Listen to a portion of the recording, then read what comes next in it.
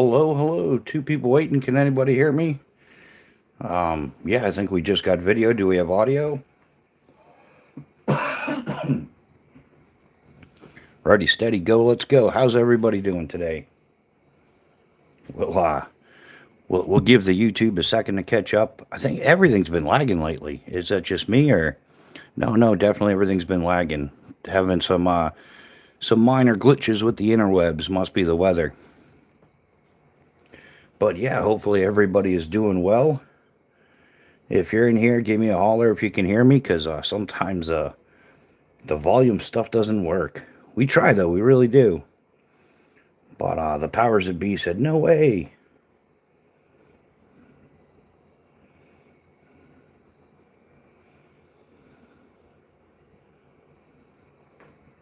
Chaos Theory, what's up? It's on Friday. Yeah, I just decided, man, I was going to go up here. I've been doing as much as I can to get the channel back on track. So I figured I had nothing going on. I was still awake. I figured I'd just do a slightly earlier live instead of waiting until like 11 or 12 or... All right, yeah, got you 5x5. Thanks, Chaos. Awesome. How are you doing today, my man? How's did you make it to the optometrist there? How are you doing, dude? Yeah, this thing's definitely lagging. It's still there's nobody in the live again, and yeah, 0 views. But apparently I'm talking to Chaos. But yeah, how are things going, man? How's the did you make it to the eye doctor? All that good stuff. Didn't go to the eye doctor. Oh, but you're feeling better. That's good. Like substantially better, I hope. I don't know why I still have this here. I did a little short. I want to bust out some sharpening stuff tonight, I think. I don't know. I got all the saws, everything put away. I put everything away going, I'm not going to do anything again until Friday, but here I am doing stuff again. So, but yeah, might as well, right? That's what all the cool kids is doing. In fact, maybe I'll just lift this out of here. This thing's Full Tank Tactical's coming out with some new stuff. I don't know, look like plate carriers or something. I saw it on Instagram. So keep an eye on that if that's the kind of stuff you're interested in. But yeah, we'll get that going.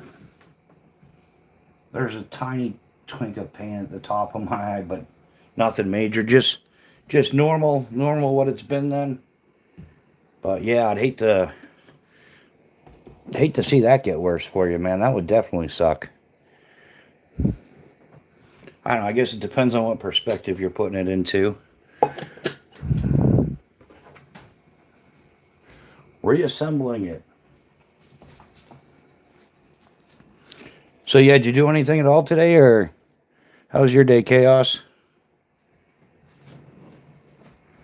We're gonna bust out the trend stuff, because trend is trendy. Trend is tool technology. Great sharpening stuff, though. But yeah, this might not be a super long live, but went over and helped a buddy of mine move some stuff around his changing apartments. Nice. Yeah, it's always fun helping people move. As long as they have everything packed and ready to go, man. There's nothing worse than showing up there and they've got nothing packed. Definitely not USAID. Welcome to the chat. How you doing?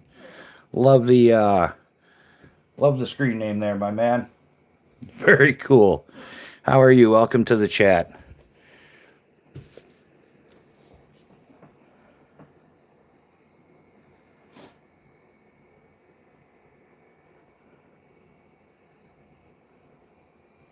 Alrighty then, yeah.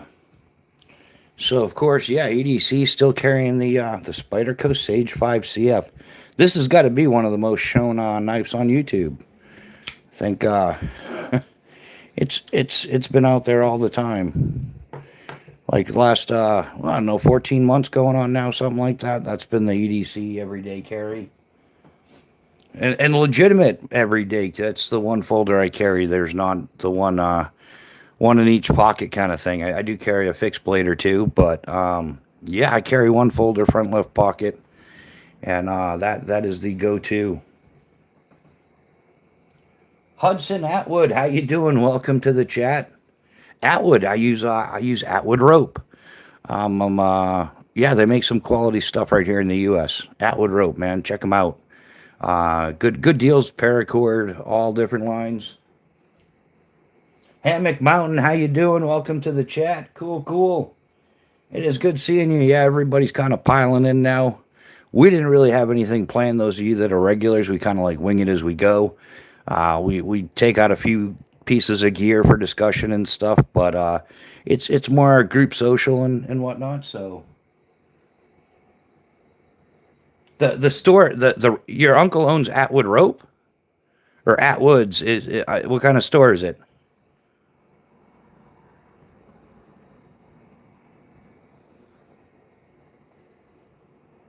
But yeah, Hammock Mountain, welcome. How are you doing? It is good seeing everybody. Oh, Atwood's the outdoor store. Okay. Where is that located? Oh, cattle feed and stuff. Yeah, that's probably why it's not ringing a bell with me because I've never had cattle. I've had and stuff, but I don't think the right stuff. Um, I wouldn't mind buying half a cattle right now. The way the prices are, yeah, it's like 2,000 here in the DFW. What's the DFW? Oh, okay. Dallas Fort Worth. Okay, now I got you. Yeah, I've been to the airport there. That's about it for Dallas Fort Worth. Um, yeah, I landed there on my way to Fort Sill, Oklahoma. Kind of like the old Blue Seal Company. Yeah, exactly. But they sell like bird feed, dog food, stuff like that. I don't think they sell. Maybe they do have cattle stuff.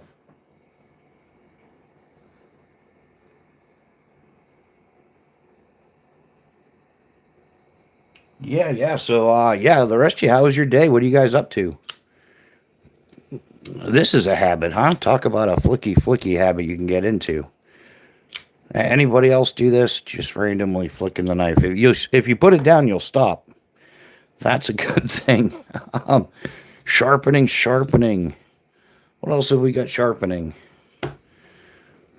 These are sweet. The Grand First Brooks sharpening stone. Um, yeah, it's a ceramic sharpening stone. And the cool part is normally like like I've had Lansky sharpening pucks and stuff, and they're a little awkward and everything. This is two-sided, but half of the case stays with it, so you got a nice solid base for when you're sharpening. And it does have a coarse and a fine side. You can see it. You can completely remove it, but you take half the case off at a time, and it's a nice solid grip there when you're doing the sharpening. I'm in New Hampshire. Yeah, I'm up in central New Hampshire. Now, after I grew up here, I left when I went in the army. Came back for a few years after the army, but I really wasn't here. I was up in northern New Hampshire doing a lot of rock climbing in Cathedral Ledge, Whitehorse, Humphrey Ledge, the North Conway area, doing stuff like that. But I was also finishing off my ratings for skydiving. So as soon as I finished off like my tandem rating, AFF, got my senior riggers rating, I went to skydiving full time, and that kind of consumed the rest of my life. Oh, I wasn't deployed. So no, I just did my thing and left, and yeah, um, the only good thing I got out of the army was airborne school. Yeah, I just should have done something a little different, but no big deal. Yeah, I wasn't deployed. I was in the boring '90s when there was really nothing going on. '93 to '97, 13 Bravo, lanyard puller, field artillery. And I definitely should have picked something different. But airborne school was where it was at. and airborne school was part of my initial training. So, but once I did my first jump, and man, I think I never landed. And I knew, like, I hit the ground, did a nice PLF, no bones sticking out, life was good.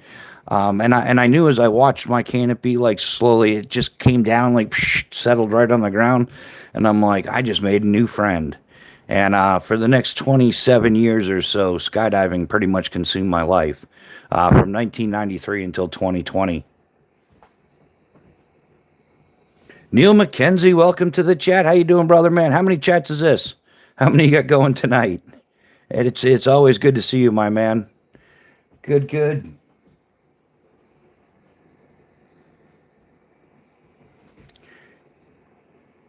So, yeah, not a lot planned. Like I said, we're just kind of winging it. Life is good though. Figured I'd bust out some sharpening stuff, and yeah, see how everybody's post storm went. Like, I know, like Chaos is down in Florida. He didn't have to deal with anything, but the rest of everybody, if you well, and Neil's in. But yeah, you guys got your own little storms to deal with, like, July, August, or something. You go to bring your trash can in to find out it's melted. um, imagine sitting on black leather seats in Arizona. I think anybody that's local really wouldn't have that stuff though. I know when I lived in Nevada, like, the big thing is people had like these custom dashboard carpets. Like, it was always like light gray or light beige or something like that, and they would cover their dash with these carpets. Like, they were like custom cut and fit. Because yeah, it was better than having the sun. If you leave your dashboard uncovered, it ends up drying out and cracking in no time, and it's just not good. So, oh yeah, oh yeah. So I'm still stoked about these. I've looked for stuff like this for quite a while. Used to carry a couple pieces of sandpaper, but sandpaper doesn't really sit flat. I've tried a whole bunch of different things, but these are made by this company, Trend. I did a quick short on them today.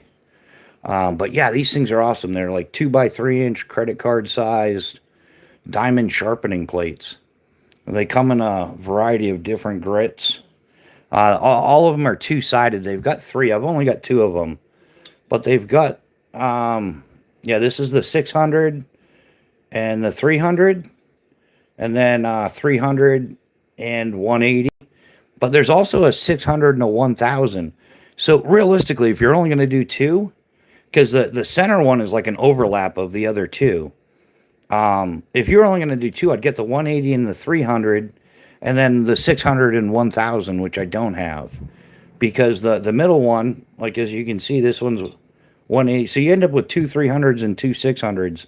So I guess if you wanted those primarily as a backup, you could carry the third card and just kind of keep it fresh. Actually, it would be this one is the third one with the 600, and then, like I said, the 300. But sweet, nice thing to throw in your kit. Maybe not, I'm gonna do a ton of sharpening, but it'd be a great little, if I have to do any, like, fixing the edge or something.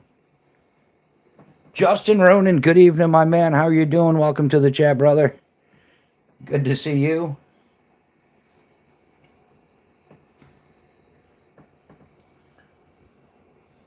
Rug is, that's the name of the company, Rug? That makes him, and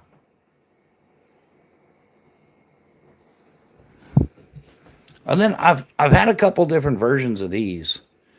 These what are they, carbide sharpeners or something? They got the little carbide blades in there, which doing a bunch of research has told me that's not a great way to sharpen your knife unless you're in a real pinch.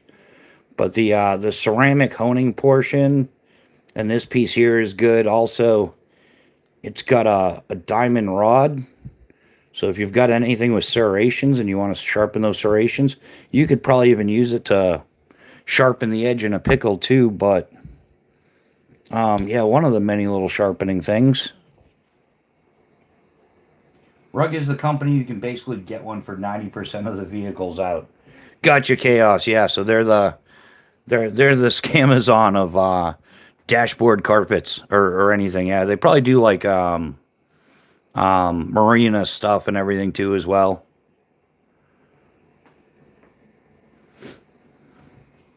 And then this right here, normally sharpening plates are yeah, they're 3x8 or so. This is a 2x6, and this one is 301,000 grit. Diamond, pretty good. Definitely over maybe like 3/8 of an inch thick or so, maybe a little more. And then it also comes with a diamond plate cleaner, which is basically just like a rubber eraser. A little bit of instructions, which still have the original folds in there. But yeah, they make full-size 3x8 as well. Good company. I want to say, I think they're out of Sweden or Switzerland. I forget. The only place I've found you can buy them in the U.S. is through Scamazon, though. Oh, Dash Rug is the name. All right, that makes more sense now. So yeah, it just did a dash, like, you know, a negative something. But yeah, that's very cool. Yeah, I suppose that's a nice part about cycling is you don't have to worry about that. Um, yeah, no dashboard to have dry out. Just sunburn on the melon if you're not wearing something.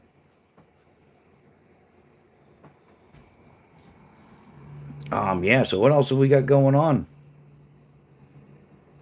Yeah, I've got to start trying to plan my lives out better, like more of a notification. Yeah, man, I throw them up like maybe 15 minutes or a half hour before. So yeah, I've got to start scheduling them a bit more. But this week has just been all random. Trying to fix the direction of the live chat, and yeah, been busy with the snow removal. So I figured, well, in between doing the snow removal, I started posting a couple shorts every day, and yeah, today's like the fourth day in a row doing lives. So definitely not doing a live tomorrow. I'll post a short or two, I think. But yeah, I'm gonna wait until Friday for the actual next live. Yeah, my phone's been a pain tonight. Yeah, my phone has not been working right. The internet's not been working right. So I'm not sure. I didn't plan on doing a super long live tonight anyhow. I just figured I'd jump on here and say hello, talk about some quick things, see what everybody's in the mood for. But yeah. But yeah, life is going good. I'm getting the channel back on track slowly but surely. I mean, I don't think I've quite escaped the shadow ban thing yet and everything, but we've made some process. I've decided to go back to my theory of I really don't care about the algorithm. I'll do what I want within reason. You know, you got to kind of adhere to some of the terms of service as to not get shadow banned, right? But overall, I'm just yeah. Like I didn't post any shorts for the longest time just because a lot of people in the lives when I mentioned it, nobody's really interested. But I think, you know, it's more about appealing to what people want. And there's a certain group of people that they only watch shorts, they only watch long form. Some people, you know, they're really into lives. Other people won't touch lives with a 10-foot pole. So I think I'm just going to start working all three of them. Ryan Miller, welcome to the chat. I was watching mainly off grid earlier today, and my phone was really screwing up. Um, yeah. I don't know what's going on with that. I'm assuming they lost a lot of antennas or something. You know, a lot of relay points or something during with all this weather going on. We didn't get hit too bad. I mean, we got hit. We got like 2 feet of snow around here, but we didn't get any ice. There wasn't power lines and trees, branches falling all over the place. There were some places the trees were so cold they were exploding and stuff. So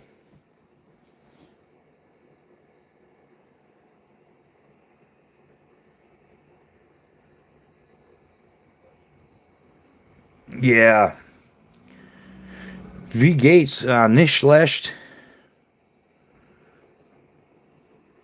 Kapow. Yeah. So we figure we'll just roll with it. I don't know. I'm not sure. I think I'm confusing the algorithm at this point. They're like, "Whoa, dude, what are you doing?" You know, I usually do the weekend thing and I was trying to stick to the schedule. A lot of people told me it's, just, pick 2 times that you're doing lives and then just stick to it. But I think that doesn't entirely work. I don't know. But so we're trying to figure it out.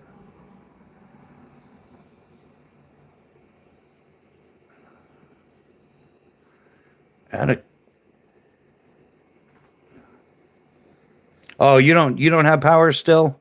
Yeah, there's still a lot of people without power. I know even down in Tennessee, in fact, Full Tank Tactical, he was out of the power, but he was enjoying it. He had the wood stove going. He was cooking his lunch on the wood stove. So yeah, not every place has power, but hey, some people enjoy it. Tony Gilbert, welcome to the chat, channel member. How goes it? How are you this fine evening? Hopefully doing well. I just got back digging my dad out. Took a few hours, but I got him out. Congratulations, man. Yeah, a little elbow grease goes a long ways, right?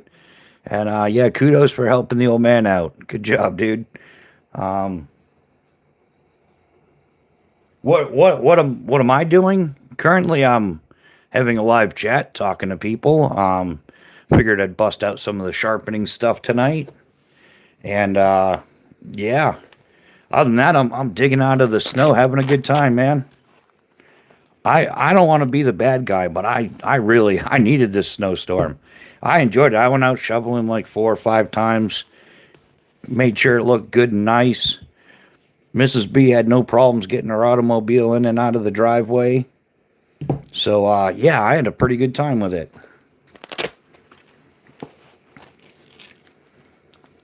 There's also the 2x8 comes with this. It's like a rubber mat, like something you would line the drawer with, or however you say that wherever you're from. Drawer, a draw. Yeah. So this makes it non-slip. So put this on your work surface, and then put your diamond plate on there, and it won't slide around, and you can do the sharpening of the knife ski.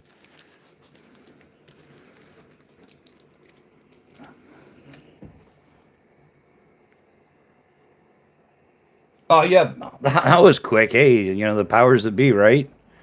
Went from no power. 20 seconds later, you got power. You can't go wrong with that. Palmer Conley, what up? Welcome to the chat. Yeah, chaos there. Did you find the light switch on the wall? That's a huge game changer, man. No, my dad turned the generator on. Ah, gotcha.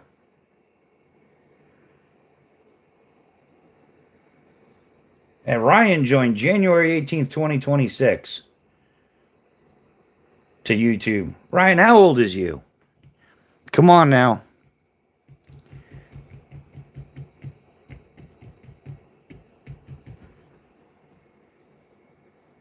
Chaos, are your folks okay with the storm? 16, all right. Yeah, sorry, Ryan. This is 18 and older. We strictly adhere to that. So, sorry, man. Come back in 2 years. We'll catch you later. Have a good evening, my man. And, yeah, the other part is I just, I don't trust people that started their YouTube account on January 18th of 2026. That just screams troll. And his story wasn't adding up. So yeah, but anyhow, we'll move on from that. Hypernova Steve.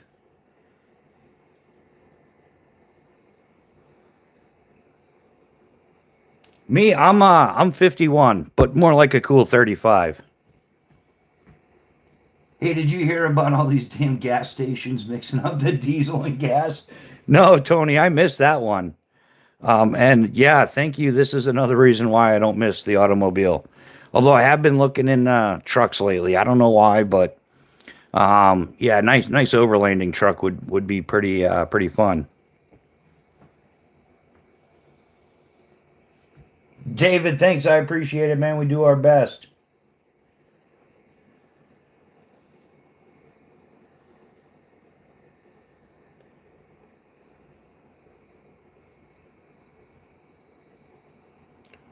Seems interesting, but okay. Oh, the little rectangles. These are trend diamond sharpening cards. They're like 2 by 3 inch, the size of a business card or a credit card, and they come in different grits, like 300, 6. Yeah, this one's 180 and 300. There's the 180. It's kind of hard to see, but there's the 300. They've got a 300 and a 600. So you can put these things any place. They kind of disappear, you know. You could put one in your wallet, in your backpack, in your chest rig. And if you've got any sharpening to do, or if you kind of need a rigid sandpaper, maybe you got a project going on or something. And they don't weigh much at all. So realistically, they come in, like I said. There's 3 cards. They're all double sided. There's 180 and 300. There's 300 and 600 and 600 and 1000. So realistically, if you're just going to get 2 cards, you would get the lower end and the upper end. The middle one is an overlap. It's the 300 and 600. So, but yeah, they're well made, quality tools. The only place I know of to get them is on Amazon. So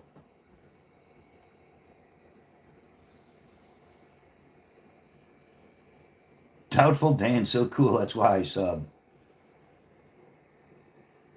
I heard you're going camping. Maybe I'm sure. I'm 100% positive I'll be going camping at some point.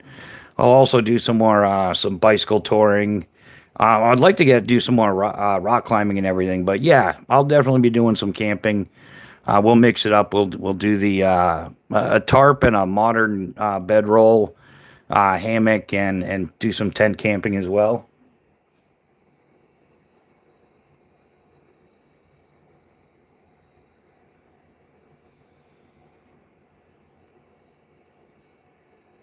Oh, nice. Personally, I prefer those round stones. I can use them for, like these like a sharpening puck, Tony. This is the Granfers Brooks one. It's pretty sweet. It's double sided, so you can switch it out. It's got a coarse and a fine side ceramic sharpening.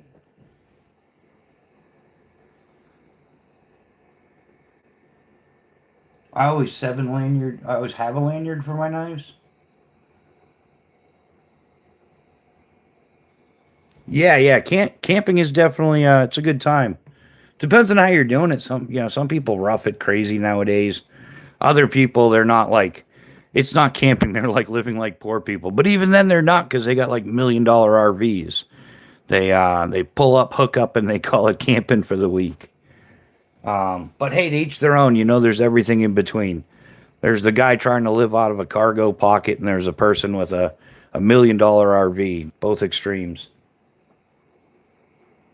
I For hatchets, I have a Granfers Brooks wildlife hatchet. It's the bomb diggity, hand forged, hickory handle. It was a little bit lighter, but I make sure to keep it waxed, everything waxed and clean. So, yeah, that's. I mean, if you're looking for the hatchet, this is definitely one of them. I've actually been looking. I had one for a while, but I ended up getting rid of it. I'm looking for a full tang hatchet. Then you never have to worry about breaking the handle. But yeah, definitely the Granfers Brooks Wildlife Hatchet. Council Tools has some nice hatchets as well. What's that other one? There's a hammer company, Hardcore Hammers. They've got some interesting stuff, but I think their survival hatchet is just like a roofing hatchet relabeled.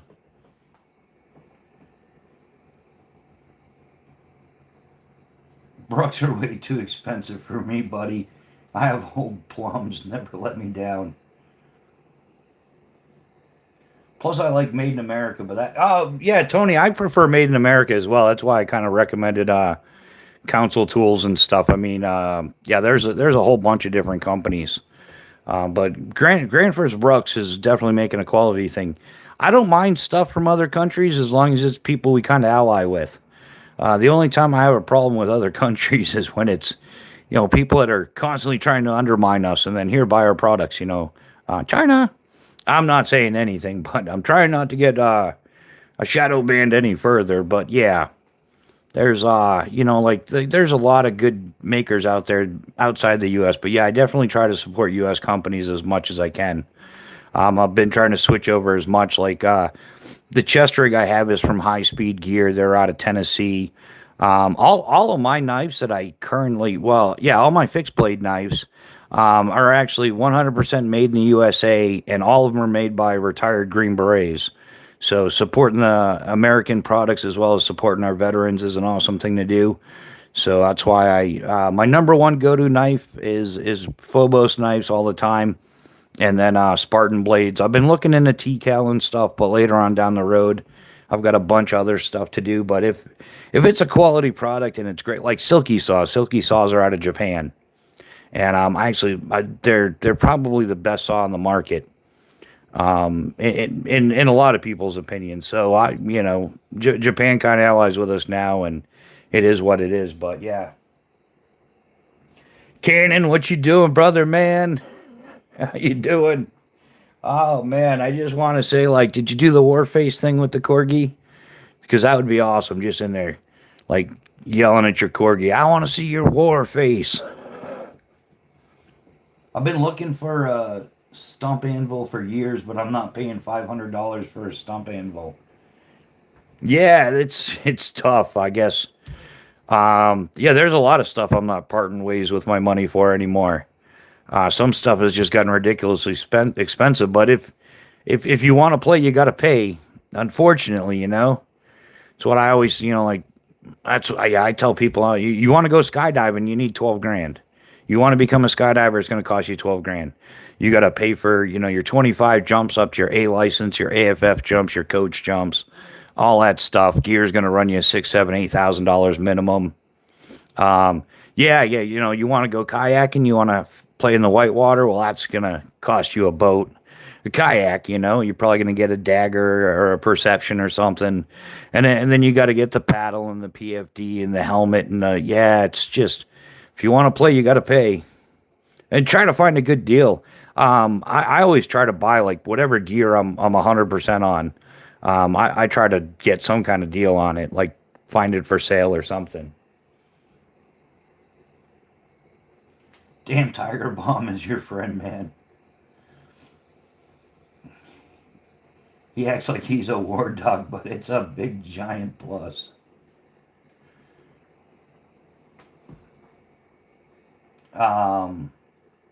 Hypno, you want to dive? Yeah.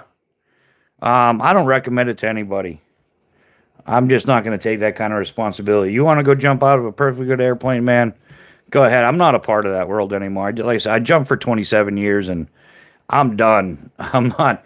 And the reason one of the reasons I'm happy about it is because the younger generation is nothing but unsafe.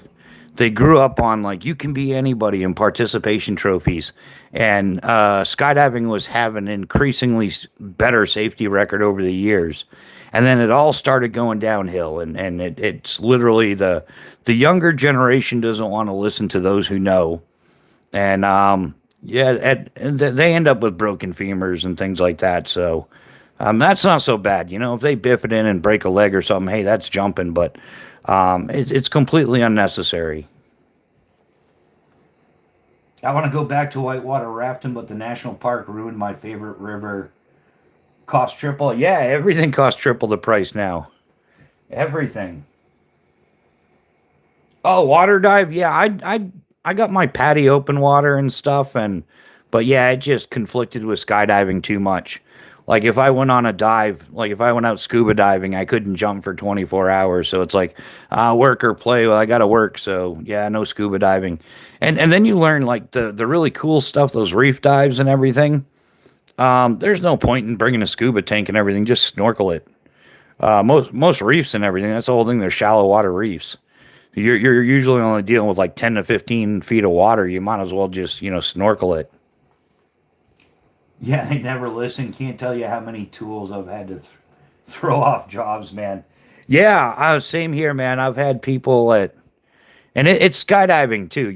We're jumping on airplanes. You think safety would have stuck around, but oh no, there's nothing like a Yeah, I was literally jumping 25, 20, yeah, 27 years.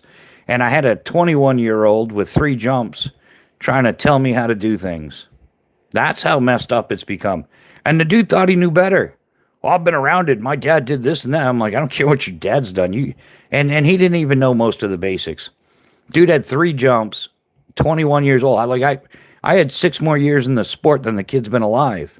And he had three jumps. I had over 19,000. Well, you're old. You don't know what you're talking about, dude. I'm not that old.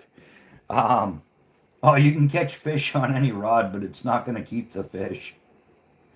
Right on. Yeah, I don't understand the younger generations at all. Gen X, the last feral generation. Exactly, Cannon. I don't. I gave up trying to understand it. I just kind of like. I'm too old for that garbage, man. I just whatever. I don't deal with it. I got nothing to say to any of them. Like I'm not gonna try to give advice or anything. I just whatever. They'll figure it out eventually, and if they don't, they don't. Not my problem.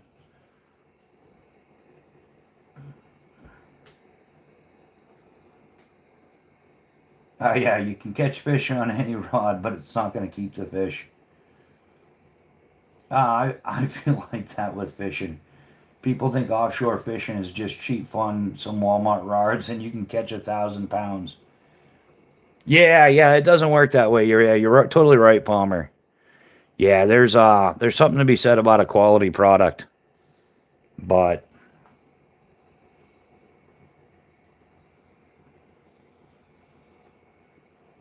Cannon, damn right, I was still working when I was in my sling weeks after my surgery. Even still, I lose a fit. Yeah, exactly, Palmer. Yeah, even with the best equipment, it doesn't always go right. Yeah, if the best parachute in the world worked, we wouldn't need a reserve parachute, but every jump is supposed to have one. Yeah, Palmer's been getting down with the tuna fishing. Have you caught anything, dude? How's that going? That's insane. Tuna fishing, and some of those tuna are worth bank. St. Croix is garbage. Now I have a handful. Palmer, you should see what I spent on tools for working on motorcycle specialty tools. Yeah, yeah. Specialty tools are very expensive, man.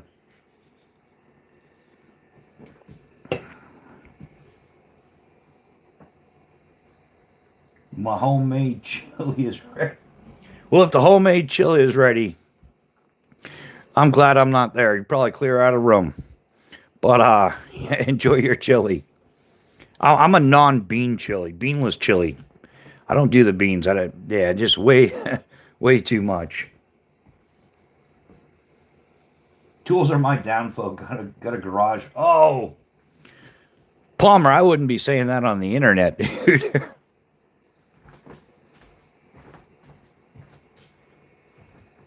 Although you're probably safe here, but yeah, yeah. Snap-on tools are bank. I wonder how much of that's Gucci tax though. I really do. So it's got to be a decent percentage.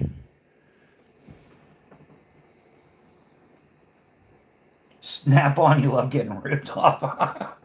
Oh, here we go. It's going to be the tool debate. Why would you get Snap-on? Well, you can get the Craftsman Pro Series, or I don't know. Me personally, I'm more like a home kind of tool guy. So I don't know. Yeah, back when I was apprenticing for my electrician's license, I got into Klein Tools. They make some pretty nice tools. They're not too pricey. Right on, Hypernova, Steve. You take care as well, man, and you enjoy that chili. And awesome for making it at home and not getting some fast food Wendy's chili. Um, I got hit with 880 volts and was at work. But Cannon, you're not human. You're a Marine, dude. You're 880 volts hitting a jar head. That's got to be the equivalent to putting your tongue on a 9-volt battery, right? Like, oh, that's annoying. I won't do that again. Um, Palmer, I'm in Maryland, home to the biggest white marlin on earth. Is it? Is it really? I didn't know that. See, you learn something new every day. The biggest white marlin on earth came from Maryland. Very nice, Tony. Love marlin fishing. I want to ship a boat to Cabo to compete in tournaments. Palmer, you ever been fishing down in the Keys? There's a lot of awesome fishing down there. A lot of people go out there coming back with grouper and mahi mahi and yeah, all kinds of cool stuff. A lot of crabbing too. You can get lobsters. They're not like Maine lobster. They're like little weak lobsters, but the tail's still good. You can get that along with yeah. You can get a bunch of different stuff down there. Stone crab. There's some other crabs down there. I did it for the fun of it, but I pulled some crab pots when I was down in the Florida Keys. It makes for the best story because you're like, hey, you seen the deadliest catch? Like they're pulling crab pots and stuff. Like I pull crab pots too, but I did it in the Key West. So instead of dealing with like those crazy waves and all that stuff, it's perfectly flat water. You know, you can rest your beer on the side of the boat and it'll stay on. Oh, that's I think you mentioned that before, Palmer. Yeah. Yeah, I'd like to take another bike ride down to the Keys, man. I love being out down in the Keys. Probably one of the. It's definitely a fun place to live. It's limited though. But after a few years of living in the Florida Keys, I'm like, I'd kind of like to go rock climbing, but you're not going to do that in a place where the average, you're 3 feet above sea level. I don't even think they had any indoor climbing down there. But really nice, convenient cycling, a lot of cycling paths and everything. I've been marlin fishing on 3 continents. Favorite thing in the world. That's awesome, Palmer. Yeah, you've had a lot of opportunity, man. Yeah, I've been I like Klein tools, although a lot of my stuff now is Milwaukee. I don't know, this workbench, this is a Milwaukee workbench, like a 60-inch workbench with the full pegboard behind it and everything. I'm trying to modify everything to switch to widescreen format for the YouTube videos, but yeah, I've had some no, you guys know I'm a tech tard. It's not like I've had technical difficulties. It's just like I don't know what the hell. I push buttons and then things don't work right after. They're not even buttons anymore. You're tapping the screen. But here I am, an idiot, still saying buttons. What's the proper way? I tap the screen. Is that how that goes? I think the prize pot was north of $4 million. Don't I'll push. Yeah, push the red button. Definitely push the red button. See what happens. Cannon DeWalt really yellow, black, and Decker. Is that yeah, man? I had back in the day, I was using DeWalt, and I blew out they made something wrong with it, but yeah, the clutch on the drill would go in no time. Like it was lasting like 2 or 3 weeks, and the clutch would. And I brought it back. They gave me another one, but it doesn't matter. It's still like after the third one, you're kind of like, all right, well, I'm gonna try something different now because this isn't working as advertised. Yeah, the only thing I found that sucked about Florida fishing is after you catch a bunch of fish in Florida, like if you come back up to New Hampshire and try fishing, it's like it's boring. Like there's no threat of alligators trying to eat you or eat your catch. Like you haven't fished in Florida until an alligator stole your fish off the line. Um, but yeah, and the fish are so much smaller up here. It's just a completely different ball game. Oh, Sharp Life, hello. Sorry, I almost missed you. Trying to keep up with everybody. How you doing?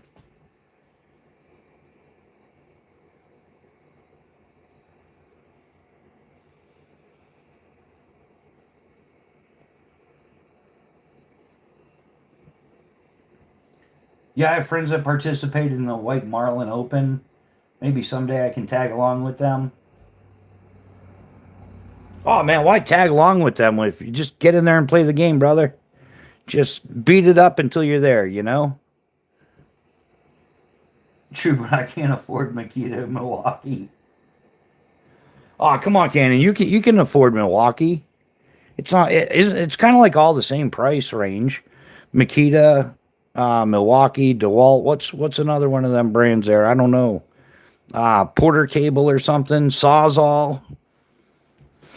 I don't know. Yeah, Milwaukee's not too bad. My broke Try not to swear on the YouTubes. But yeah, I managed this. Well, actually, no, I bought this back when I was still skydiving. What am I talking? And it doubled in price now, more than doubled. Man, I got this thing for $649.99, and then I think I got like 10 or 15% off and free delivery. The damn thing is like $1,300 now. Like man, like the dollar's crashing hard. It's sad. Now I got to pay to enter the open. It's also too. I think it's a million a boat or something for to go fishing. $1 million. Like you got to buy the boat for $1 million, or it's $1 million entry fee. That's insane. They're doing that with everything though. Everything's becoming like everybody's getting priced off the market for everything. It's sad. Even camping gear and stuff. I'm beside myself. The Katana Boy 500 used to be like $150 saw. They jacked it all the way up to like 352. Then they brought it. Now it's down to like 290. But they have the new Pro 550 edition, and that thing's like $460. I'm like, get out of here. That's crazy. Or is it just like, are we starting to sound like our grandparents? Like we're getting old and we're like, oh, that's just ridiculous. Back in the day, it cost a hot dog cost a nickel. So I want to know why Five Guys is charging $7.54 plus like 9% meals tax for one hot dog. Like what kind of hot dog is that? I'm not going to buy one. None of that. So in New Hampshire, it's like $8 and change for one hot dog. Like, I got to start selling hot dogs for like $8. Average boat in the open is probably 3 to 4 million. Yeah, that's. Oh yeah, man. Even the rent one that's still expensive, I'd imagine, right? I don't know, man. If I don't know, anything's possible. Anything is possible. Like you just gotta. It's just a matter of making decisions and making the right. I don't know. Who knows with the economy now? Um, is that's really expensive hot dogs? That's insane. That's $7.54 for a hot dog at Five Guys. Get out of here with that. You can get like an entire box of like Scollins or KM or Nathan's or something for like that kind of money. Yes, we're old and we all can feel it. Yeah. I was all hyped up shoveling all the snow and everything. We're 100% done now, and now everything's starting to like the rust is setting back in. I mean, I didn't have slippers on or shoes on this morning. I go to walk across the floor, sounding like a Rice Krispies commercial. Like my ankles and my knees are going like snap, crackle, pop all the way across. That's not normal, man. Screw Five Guys. They stole Trashers. Fry recipe to Trashers. Um, yeah, I've heard that. I've heard they do some like real nefarious stuff. Like they got their popularity, but hey, who doesn't do that now? Well, I guess broke people like me don't do that. But hey, there's always somebody out trying to steal somebody else's intellectual property. It's happened to me a few times in life. In fact, one person used a gray area in the contract to screw me out of like royalties on wingsuit designs. So yeah, I sat down, put pen to paper, came up with the design. Sat at the sewing machine. Well, cut it out on the cutting table. I sat at the sewing machine, built it, tested it, made sure it worked, the whole 9 yards. We took the modifications, put it into production, and yeah, I never got the royalties. So yeah, me and the Miss were complaining about stuff earlier. I said I sound like my pops. All right, Tony, it's not just me then. Yeah, back in the day, man, I could well, hell yeah, my dad would give me $2, and I would walk up to the corner store to buy him a pack of cigarettes. I'm talking like 6 years, 7 years old, and with the change, I could buy like remember those 12-ounce glass bottles of like Coke or Pepsi or whatever with the little foam type outside you could peel off. I could get that and like a bunch of candy and stuff with the change, and yeah, I had like a whole soda to myself. Like whatever they were, 10 or 12-ounce sodas, I forget, and then a bunch of candy, and I just, yeah. And yeah, like now I'm like 51 years old, and certain places you like try to buy a pack of smokes, and they're like, I'll need to see an ID. It's like, dude, I didn't get ID'd when I'm 6, but I am now. Like, talk about, we're definitely like switching to a low trust society. And I've got the gray hair and everything. I've got a goatee with some grays in it and all that. So it's not like I'm looking like, oh, this dude might be 15 or something. You were talking about diamond plates or what? Sorry about my question. Yeah, we were talking about different diamond sharpening. Well, the ones that I have, not different ones. The Trend 2x8. It's dual sided 300 and 1000 grit. It's a chunk of metal though. I originally got this thinking I would I'd throw it in my backpack as a field sharpener and stuff, but it's got some weight to it. I'll have to put it on the scale at some point. But they do have the 2x3 inch diamond plates, dual sided. This one's 180 and 300. They've also got them in 300, 600, and 600, 1000. So the middle 300, 600 is kind of redundant or so, or if you use those predominantly, whatever's clever, but you could get away with just one of these or something as like a field sharpening option. Dave James, meow back at you, or no, as Mrs. Bushcraft's cat, it's more like a like he hisses at me like, well, what a punk. But Dave James, how are you doing, man? It is good to see you. It's state law here, though. They gotta check. Heck, they send in secret shoppers to catch stores not checking ID. Yeah, I get that, but I just find the irony is I could do it when I was 6 years old, but at 51, I look like I'm like well above 18, substantially above 18. And they ID me. I get they send in the secret shoppers and they gotta check the ID and everything, but let's bring back a little common sense, common sense. And if I am buying it for somebody else, well, that's not the case. But anyhow, yeah, just the irony of it, Cannon rough. Yeah, that's what Cannon's barking cat, rough. Or it probably squeaks, doesn't it? I bet you it's a squeaky little, like the Chihuahua. Yap, yap, yap, yap. Cats are weird. I feel ya. Let me pet you. I got you for me with the steel. We talking.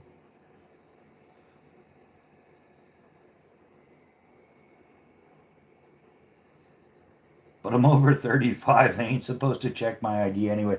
Yeah, I'm over 30. Man, I'm over 35. I've been beat up enough. Everybody knows it. Like I said, there's no question that I'm substantially over 18. But yeah, it wasn't a problem when I was 6 years old. But it's a problem when I'm 51 years old. Yeah, society's kind of like regressed a little. My hair's gray for God's sakes. Yeah, my hair's gray. I got a bit of a limp from a more than a few less than desirable landings. Well, it depends on what the weather is. If I'm in shape and it's warm and I'm comfortable, it's fine. But if it's in the winter, you gain a few pounds and it's cold and it kind of like the hip starts to rust up. Yeah, yeah, crazy stuff. Yeah, common senses ain't so common. That should be the number one selling T-shirt. Like, yeah, common sense isn't all that common anymore. It really isn't. It just, like, let's just use some logic, But, oh, no, we can't do that because that would make you a fascist or something. I don't know. Whatever name they're calling people for making sense.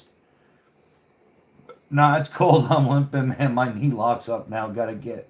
Yeah, I've got like an entire erector set in my body at this point.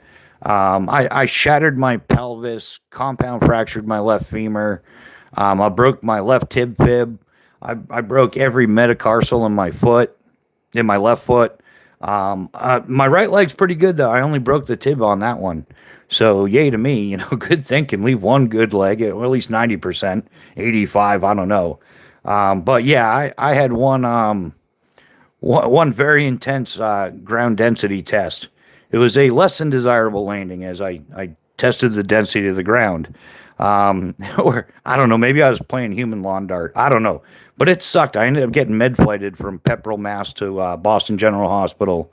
And I spent a few weeks in ICU, all that good stuff where they put Humpty Dumpty's dumbass back together again. Shattered your pelvis. Geez, man.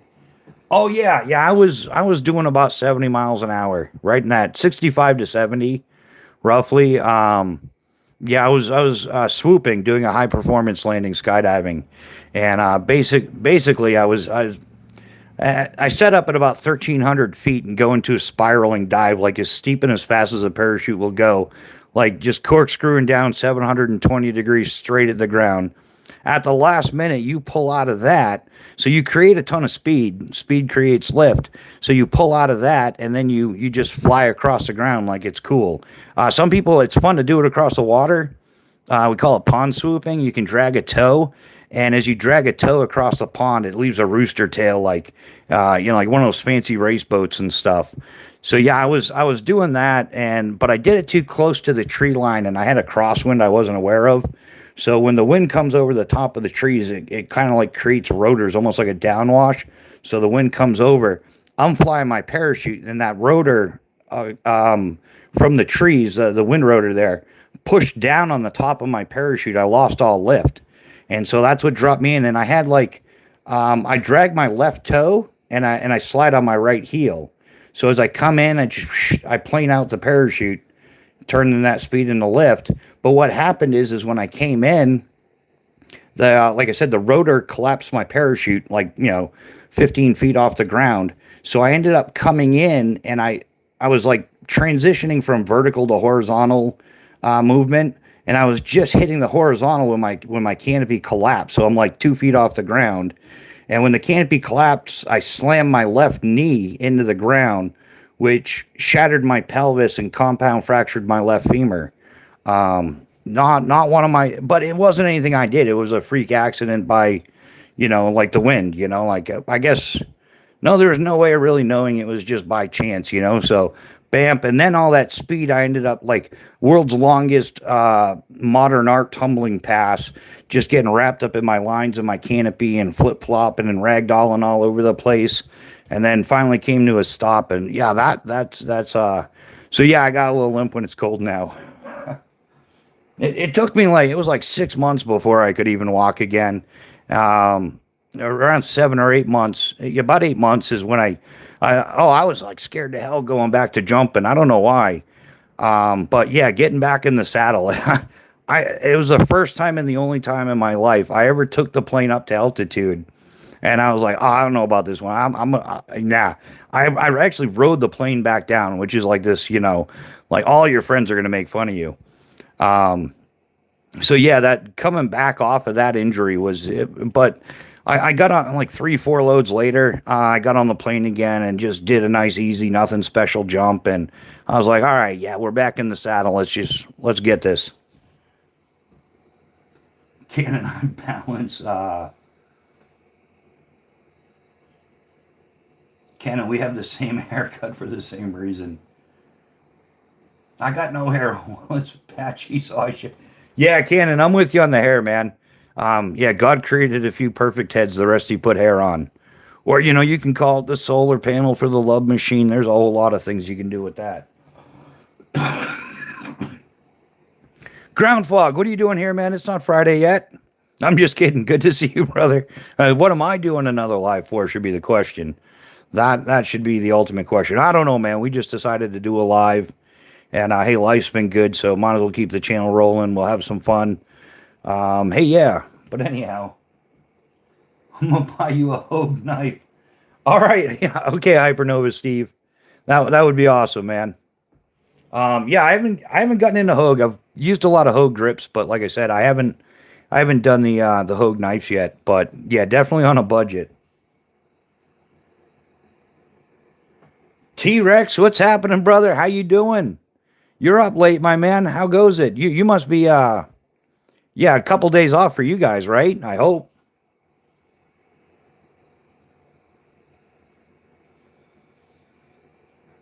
But yeah, life is going good, man. We're just I busted out a few sharpening things and decided to do a random live to hey, why not, right? Because it's what all the cool kids are doing. Might as well hang out, see what's up, have a good time.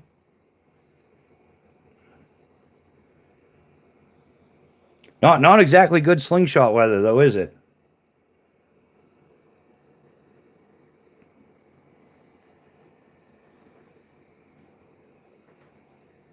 Doing well. Back to 3 hour drive times today. Nice, nice.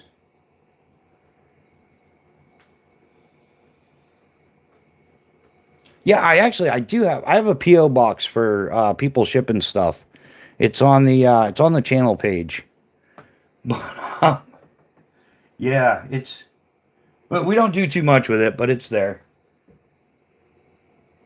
But yeah, man, life is going good. I'm feeling pretty good considering all. Yeah, just tons of snow removal and yeah, finally now we're doing the recovery phase of yeah, it's been a minute since you've done that much work. So yeah, a little bit sore, but happy to be, you know.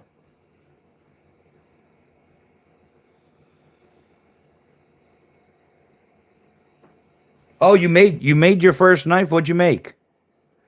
That is awesome. Yeah, never made my own knife, although it's not to say that it'll never happen. Anything is possible. But yeah, as of now, I've yet to make a knife. And if I don't think I mean, I could make a knife for the sake of like if I made one for myself. I think the problem is there's a few key designs of knives that I really love, and I don't think I could design a knife without being overly influenced from that. And then my knife would be like a 5 or 10% variant, straight up knockoff of that knife. So if I were to make one for myself, I could do it morally and ethically. Like I wanted to make my own knife, but to make knives and sell them, I wouldn't feel right doing it. I just, man, I could go in the other room right now with a pen and paper and be like, all right, I'm gonna make a bushcraft knife, and it would come out here. I'll show you exactly what it would look like. Just yeah, just make do one of those filters where you switch the picture to like from a picture to a drawing. This is what my drawing of a knife would probably come out looking like. I would do like this is yeah, that's the problem. I would never design knives. Like I said, I could morally and ethically build one for myself just to say I've done it, but I couldn't. I'm just too overly influenced with things I like that's already on the market. Hogue used to make decent grips for the 642 Smith, the gun you carry when you aren't carrying a pistol. Yeah, ground fog. I ran everything Hogue.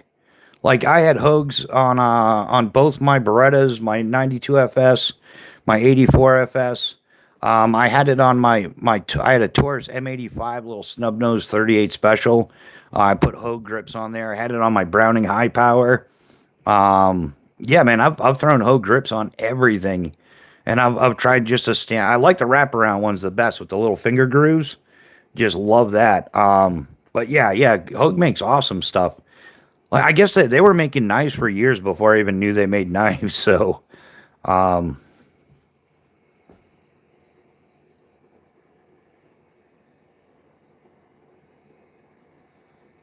I took O1. I tried to make my own knife once, turned down. It was a better club. Oh yeah, was supposed to be a knife, but I'm with you, Cannon. Service tech, so good. Gotta go. Oh yeah, that's how that works. T Rex, most definitely, yeah. But hey, at least you get to travel a lot. I don't know. Um, some people like it, some people hate it. I always enjoyed traveling, so whenever I know people are out and about, I'm like, well, at least you see something different every day. It's not the I like some. I could never work in a factory. I tried helping out the wingsuit company I worked at. They were behind in production. They also do like standard jumpsuits and stuff. And I tried helping out with production work. But man, sitting at a sewing machine for 10 hours a day, just sewing the same stuff over and over again, that's insanity. There's no, I just couldn't do it. Yeah, Rex, you like it. Yeah. And that's good, man. It makes the job awesome. I love traveling. That's why skydiving was such a good gig for me. I got to move every 6 months. If I didn't like, I was like seasonal work. If I didn't like where I was at, I only had to tolerate it for 6 months, and you just go someplace else. And when you're leaving, you get first dibs for the following season. And they'll ask you, like, do you plan on coming back, or should we find somebody else? And it's like, I'll find somebody else. I'm kind of like, I'm spent from Maine. I want to go check out, I want to go work in Pennsylvania, New York, or Rhode Island, wherever. It doesn't matter. There's all kinds of places to work. But yeah, you can switch it up. Did plant work in the past. I like my job now. Yeah, so Rex, yeah, you can totally relate. Yeah, there's a difference between being indoors for your 8 to 12 hour shift versus, being on the go, getting to see something different. You don't have a factory.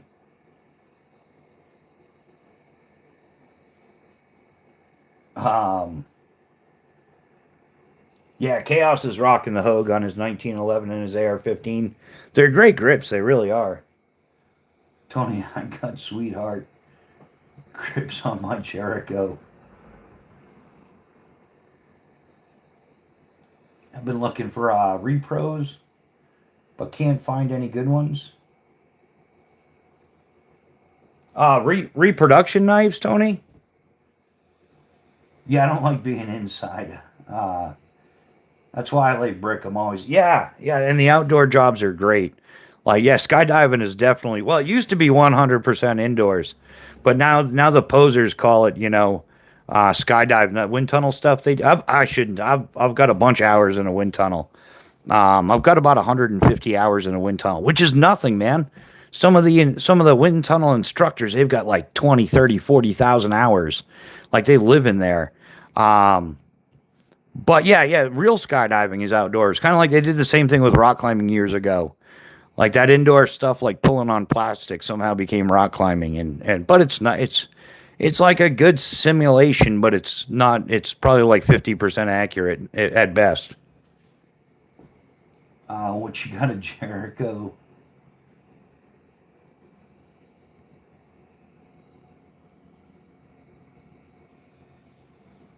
Yeah, can. I'm surprised you don't have like a Desert Eagle or something or a Taurus Raging Bull, like straight up hand cannon plow.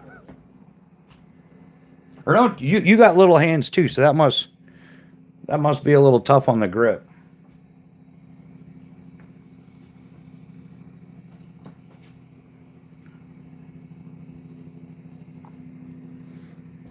Um,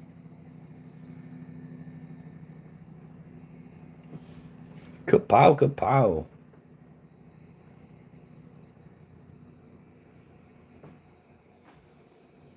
It's chambered in 45 ACP. I got it specifically Cowboy Bebop.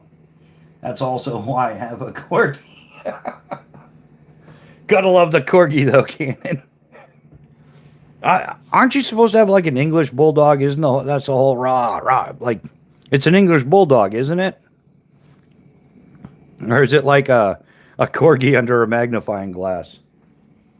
Bushcraft, did I ever tell you Randall Gruntproof has been back on for a while?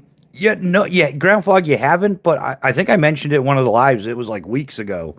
Yeah, he was back up. Yeah, I've watched him a bunch of times. He's actually I've caught a couple of his morning lives. Got the new RXM for Christmas. Let the custom build begin. Build it, build it. I want to build something. I'm gonna build a natty this winter. Not this winter, this summer. I'm gonna build a natty or something. I get both of those too. Nice, love Cowboy Bebop too. But yeah, Grunt Proof is he's got some awesome stuff. Yeah, he does the Sear challenge and all that. Um, I don't watch his stuff as much as I used to. I used to watch it quite a bit. But yeah, his I don't know. When a channel gets huge, I stop watching it. I'm just completely honest about that. I don't know. When it starts becoming like cable television, that's when I stop watching. Like I like the personal interaction on channels. Not that I'm a needy, pay attention to me kind of person, just in general. It's like non-interactive. Yeah, I want two. She is Aurora. Get it? Yeah, get an 80% and go for it. They're fun. I've built a few back in the day, and it's a good time. Still carrying the Spyderco Sage 5 CF guys. So we're like 14 months now for real EDC. Not not the this is one of 500. If you got 500 knives, how much are you really carrying it? Yeah, no SN required.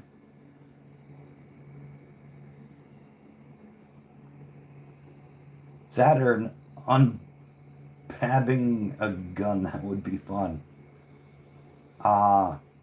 Rex, check out the Shark Bros grips for the RXM. Yeah, not even familiar with those.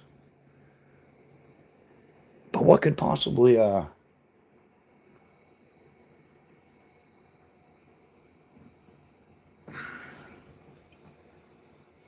So yeah, everybody working tomorrow, or how's that looking? Are people still riding the snow vacation? You know, Bubba, we ruins guns. Bubba and Ricky Bobby. There's a YouTube channel. It's the Bubba and Ricky Bobby Show. Welcome to Bushcraft Rebooted with Bubba and Ricky Bobby. Who wants to come on here and be Bubba? I'm claiming I get to be Ricky Bobby because I was here first. I'm the king of the hill. I get to be Ricky Bobby. Ricky Bobby.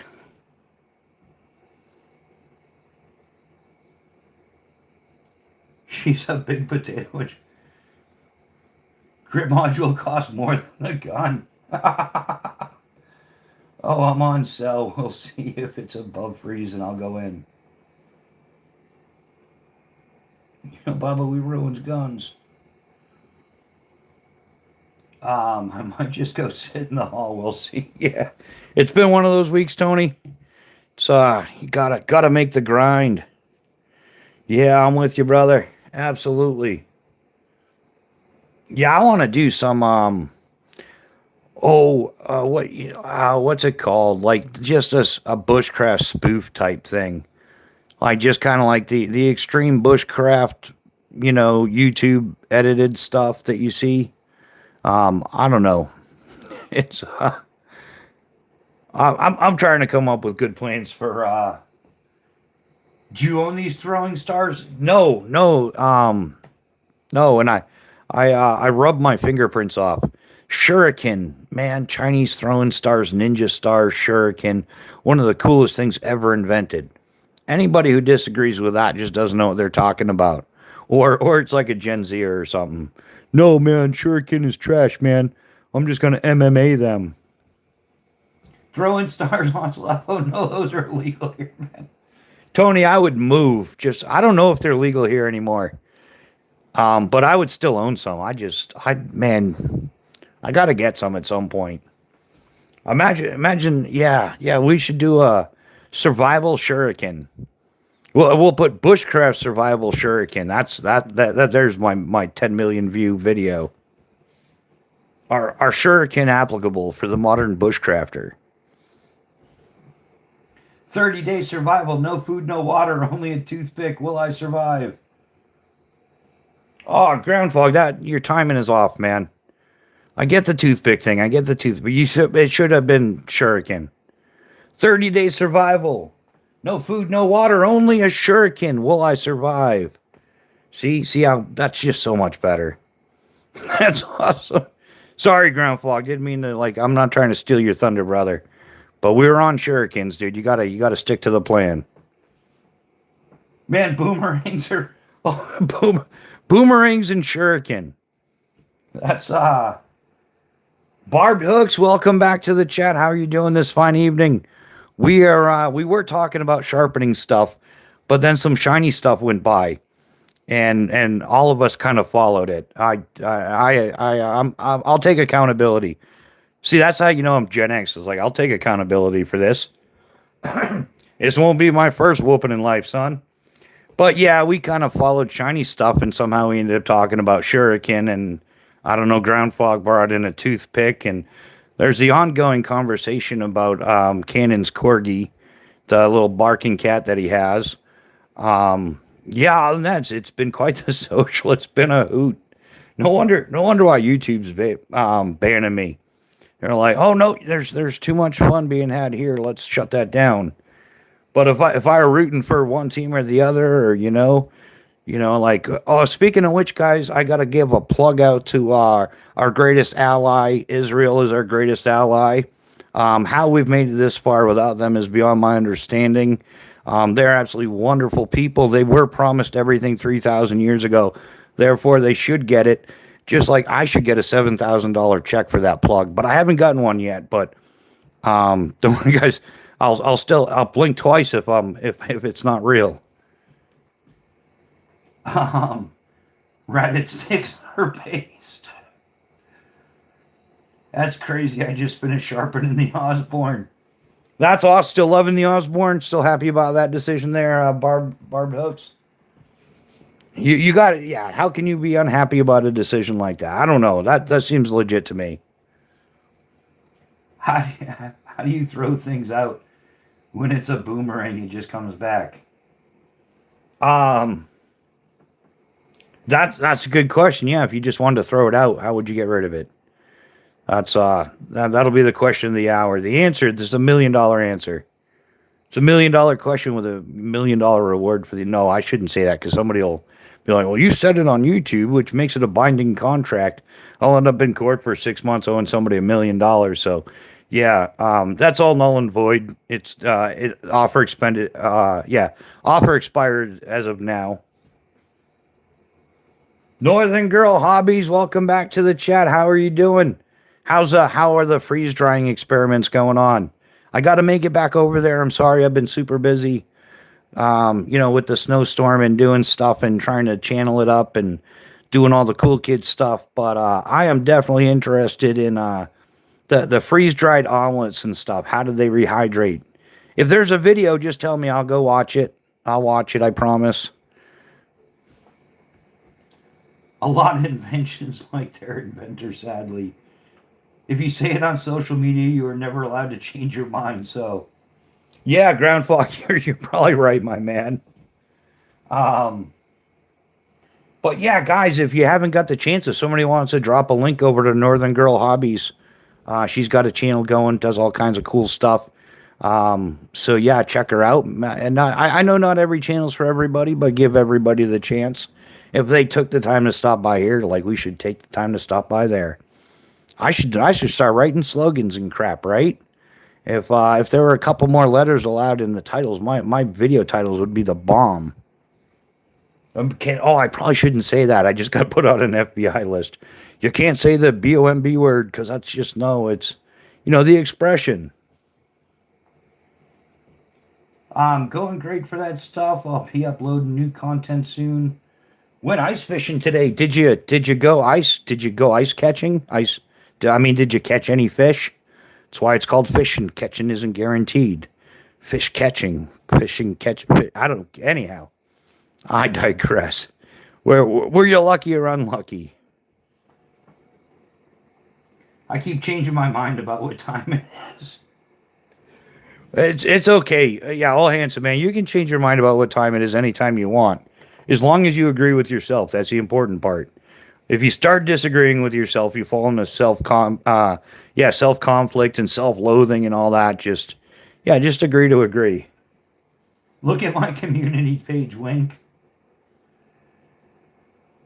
Oh, you want me to do it now?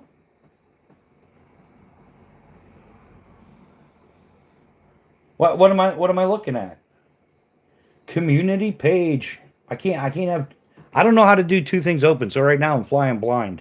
I can't see the chat. So this is like when the teacher leaves the classroom, like everybody just start doing, like, text whatever you want. I can't see anything. Community page. Posts, right? Disowned for freedom fighting, the fringe.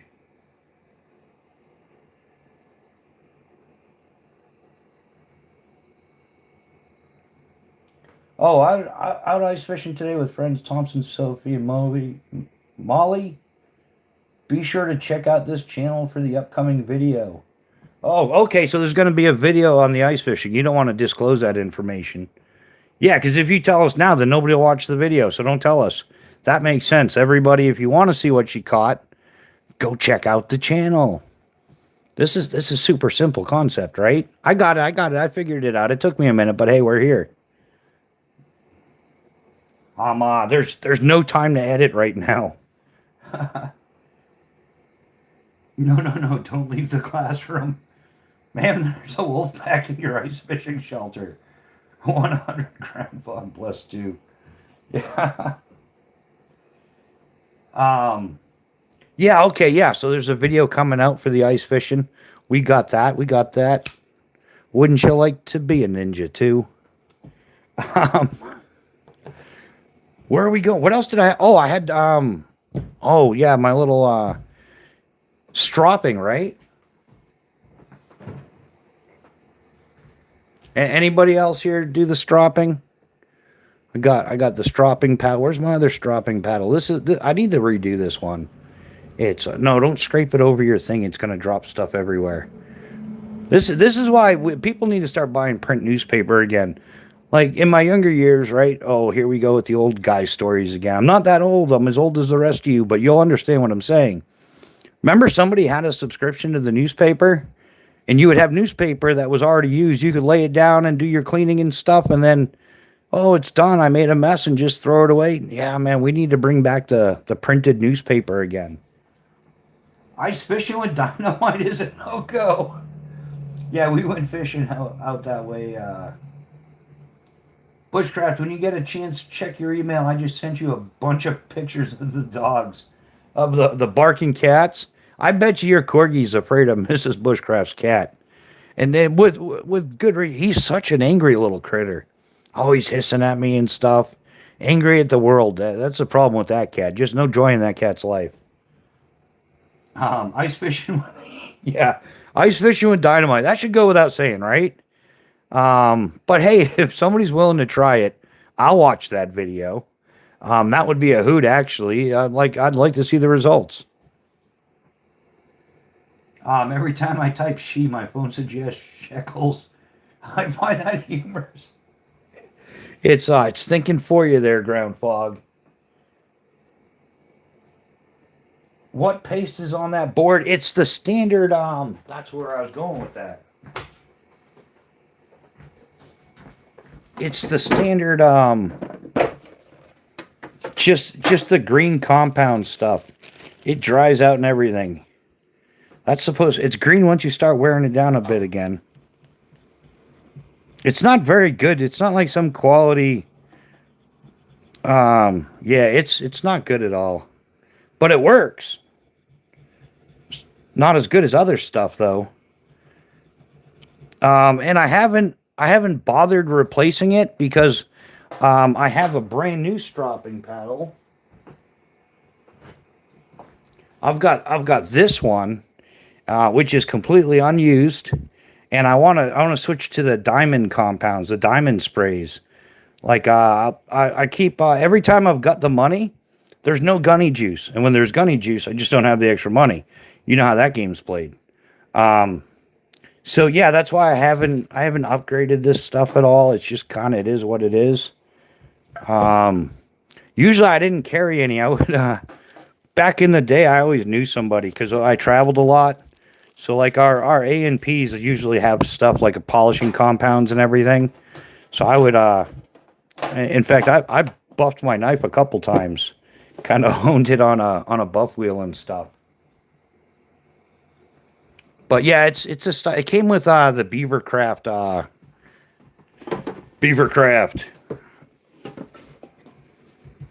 Yeah, it's whatever one came with it. Yeah, we went fishing out that way. My big daddy pug needed major dental surgery. Ouch. Yeah, ouch. It definitely does. Bushcraft when you get a chance. Oh, you have diamond paste and haven't tried it yet? I want to get the spray emulsion. Is what I've been looking into. Also, isn't it Neve's Knives or somebody? Isn't he make that stroppy stuff? Some people have said it's good, but I wonder, is it good or is it he's our YouTube pal good? So yeah, I've kind of looked into that a little bit, but Gunny Juice I heard is the best. I almost bought the DBK stuff, but man, it's like the international shipping was insane. I wanted to get I was going to get a DBK stropping paddle and their diamond stuff. But the shipping was like $50, $60. It cost as much as the product.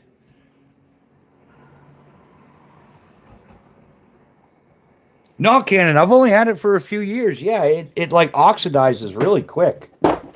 It's not very good stuff. Yeah, like here's another one I haven't even used yet. This one's like drying out, turning white.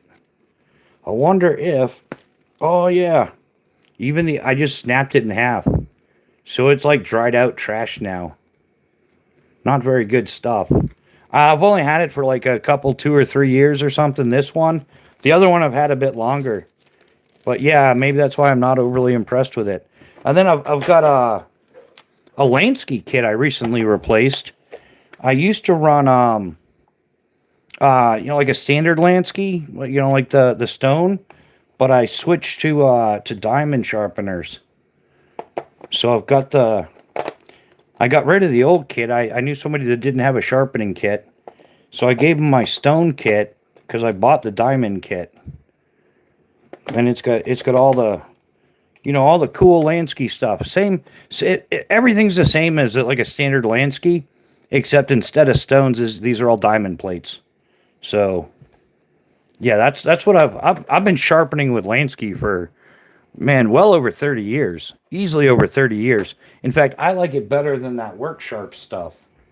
Is it Work Sharp? Yeah. Where'd he go? Where'd who go? I'll be right back. This isn't that kind of show, man.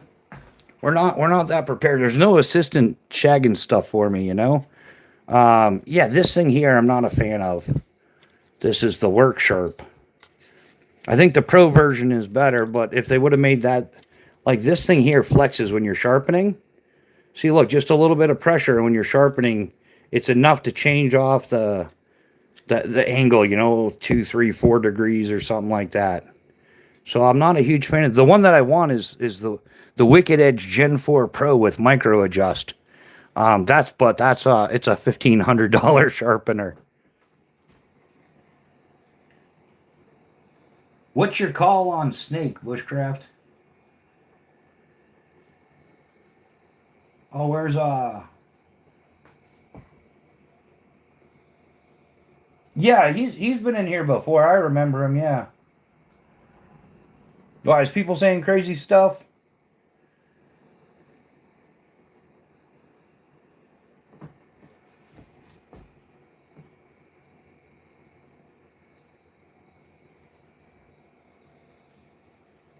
Yeah,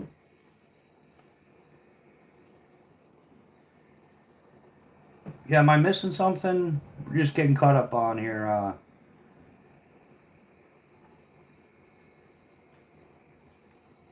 Yeah, there's some people that sneak in here. It's an 18 and plus only channel. So if you're not 18, then yeah, we cordially just ban you from the channel because that's just how it works. Like the thing is like this should only go out to people that are 18 plus. The way YouTube has it set up. So depending on the only way it's going to somebody under 18 is if they lied on their account. So otherwise you shouldn't get the notification at all. You shouldn't even know about it. According to the way it was explained to me by YouTube. So, and this one time at Skydive Camp, so that's pretty much what I sharpen with. But mostly I keep my knives stropped. That's all. It's that simple. Like if you just keep your knives honed, then unless you do some damage, you shouldn't really need to do all that much sharpening. Holy juggernaut, that's huge.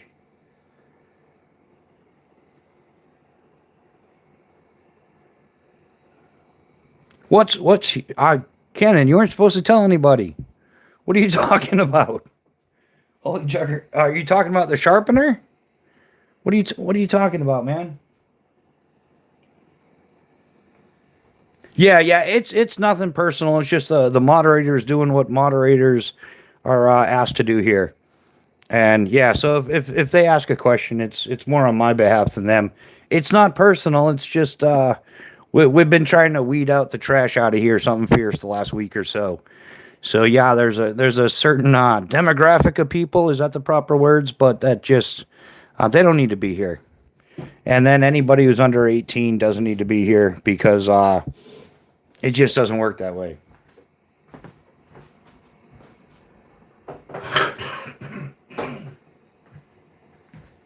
So, But yeah, how long have we been going for? We've been going for like an hour and a half. So much for a quickie. Oh, that is a quickie, right? Hour and a half is a quickie.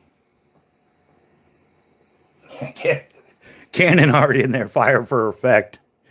Shell HE, Fuse PD.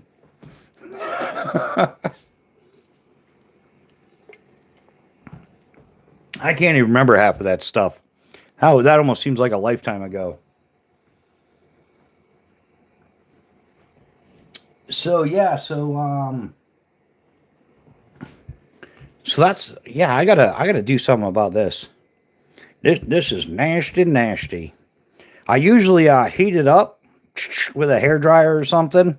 Someday I'll have a heat gun, but I usually heat it up and then use like some type of card, like a credit card, scrape it clean, and then heat it up again, and then put a fresh coat on there. Usually works its way in. White phosphorus. White, yeah, Willie P for the win.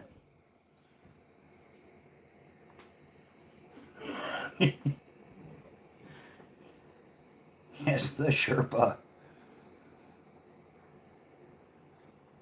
Kapow. So Cannon, you got tomorrow off too, or? Oh yeah, the sharpener, the sharpener. It makes things sharp. See, and that's the thing. It made a mess all over the place.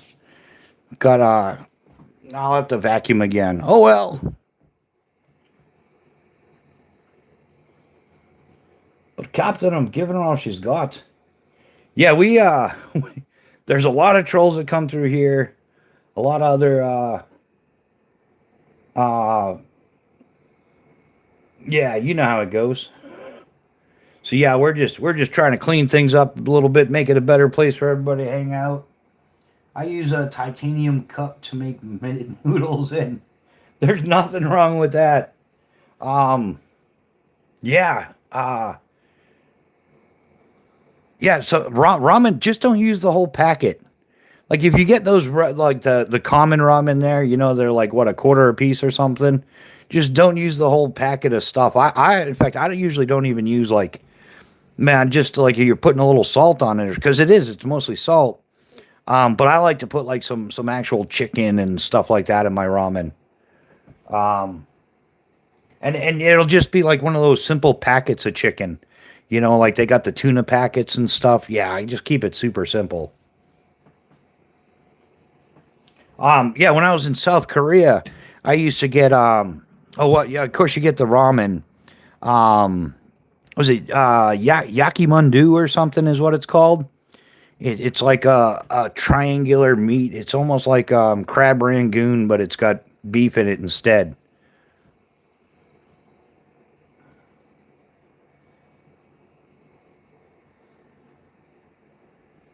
But yeah, that's what we got going. That's what I got going for the sharpening, guys. I'm gonna get a third card, one of these. I'm gonna get the 600 and the 1000 grit one, of course, to go with all the rest of the fanciness.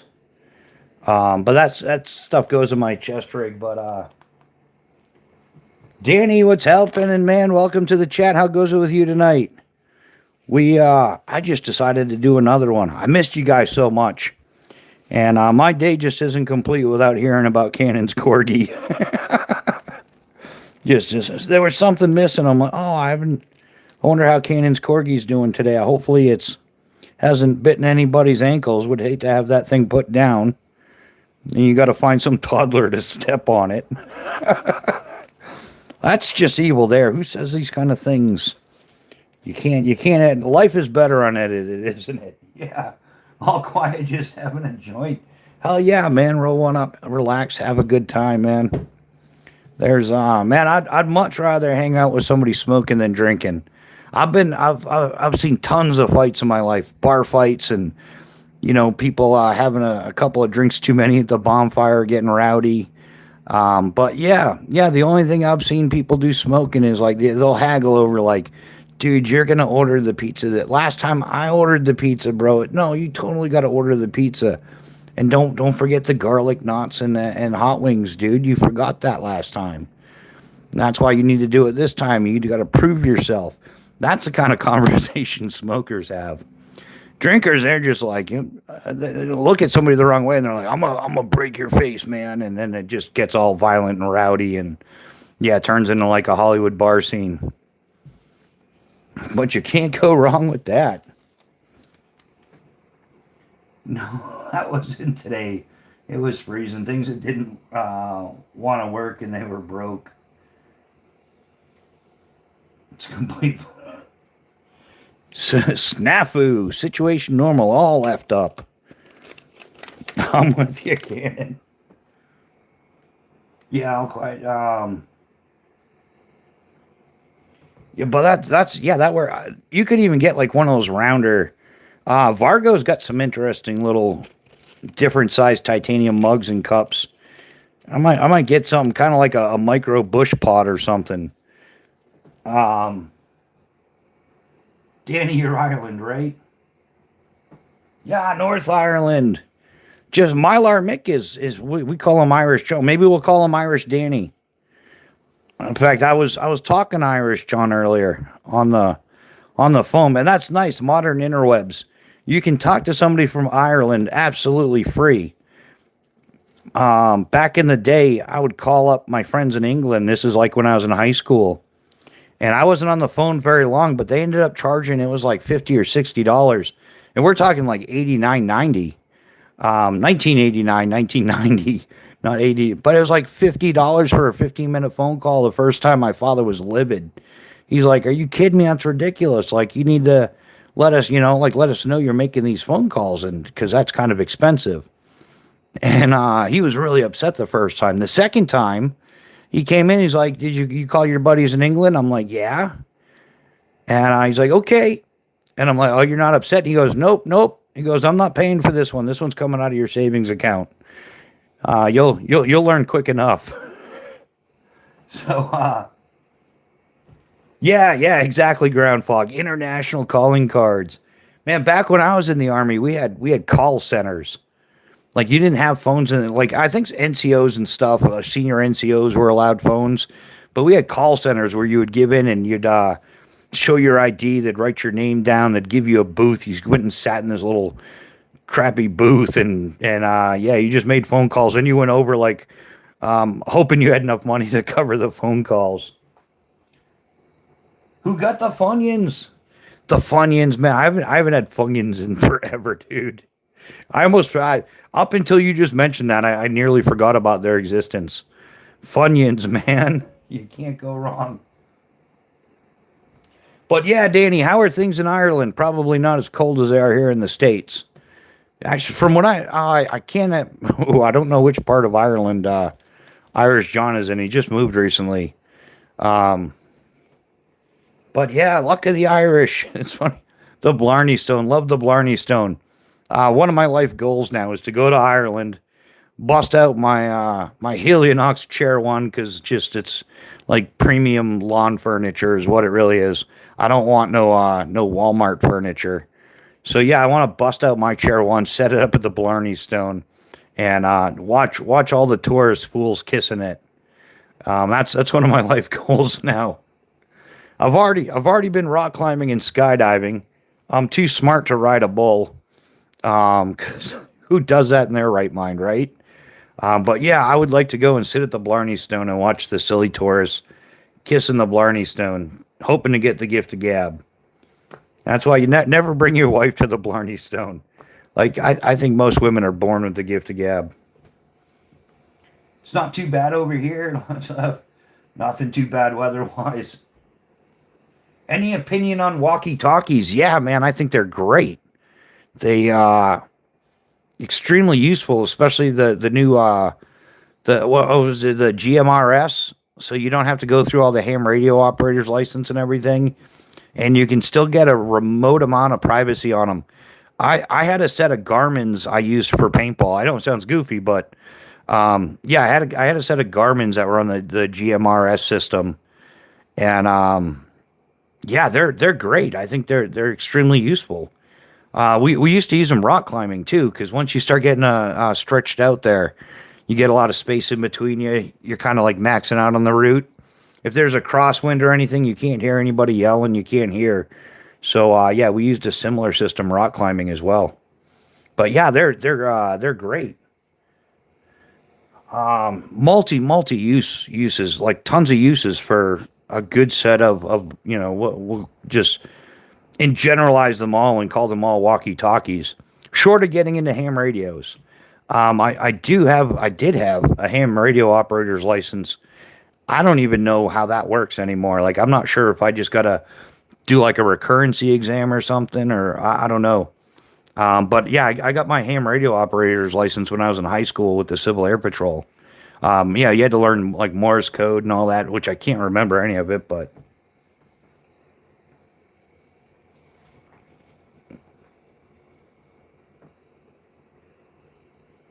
Captain.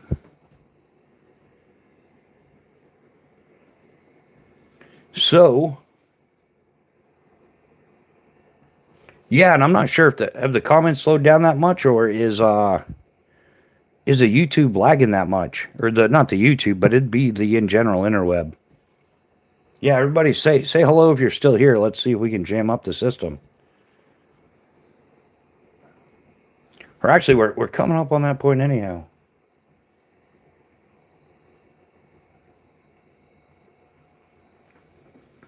What's everybody drinking tonight? Of course, this is why I end up doing late night lives. I'm drinking a monster drink. What time is it? 8, 9, 10 o'clock at night. I've ridden 2 bulls. I wouldn't suggest doing it to do it. Yeah, that's just takes it's a no brainer, Cannon. Like yeah, if like it's one thing to watch it on the television, but man, you get up to those bulls and you're like, that's a big bull, and then you're like, they're intentionally making them upset. They take a rope and they crunch their junk so they're like, oh, like think about that. If somebody did that to you, you would destroy some stuff. Like whoever came up with riding a bull wasn't they're not all there upstairs. That's one like bull riding is straight up redneck here. Hold my beer, watch this. Like, I'm gonna show you something, son. I'm gonna learn you something today. Yeah, it's being weird. My posts are getting posted behind posts I've already. Yeah, yeah. The whole interwebs is messed up, man. There's all sorts of crazy going on with it. Yeah.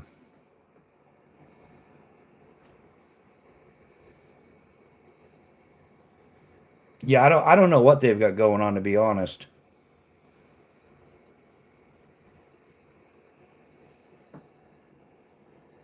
Yeah, ground fog. Have you noticed that in other people's lives as well? Like I've tried catching a few lives, and it's almost yeah. I don't know what I was thinking. I just figured I've been having fun with it. So if you're having fun with it, just roll with it. It's great getting on here in the evening talking to you guys. I like the early morning lives too. Those are fun as well. Drinking moonshine and riding bulls. Yeah, Ole Hanson called that one. And then the first one is probably what led to the latter, right? Like sober, you'd be like, that's the dumbest thing. Why would you do that? Couple of shots down the road though, and you're like, I bet you I can hold on longer than you can. First dude like hung on there 8 seconds. That became the standard. Um, there are bound to be glitches while they integrate. Oh yeah, yeah. That's a whole lot of crazy going on with that. And I'm wondering because YouTube has this new thing out where you can run a horizontal and a vertical at the same time. I'm not sure exactly how that works, but it's like anything else. When YouTube comes out with a new thing, like if you know how to use it and apply it, then you're rewarded for it. And if you kind of stick with the old system, then you're kind of punished for it. So that's something I've got to sort out. I'm hoping, I think it's going to be cool. I like the widescreen format, but I'm not sure how it's going to affect everything. Yeah. How strong is that moonshine? Granddaddy's been making it for 60 years. Rawr. Cannon is priceless. Cannon, many of the people in here, I'm glad to have met you people. You guys crack me up. It's good crowd here. Apparently people are leaving TikTok in droves. Interesting story. Oh, yeah, Groundfog, do you know the reason why? because 40 40% or more, 40% or less, that's just water. But the reason why people are coming to YouTube and like from oh, you do know why. Okay, I don't need to tell you then. That's probably going down the political road anyhow. But yeah. they, certain tiny hat people. Okay, I've said enough already, but anyhow, on with the show. What are you sharpening with? What are you guys using to sharpen it? Lansky or who has a Wicked Edge Gen 4 Pro with micro adjust? That's the sharpener.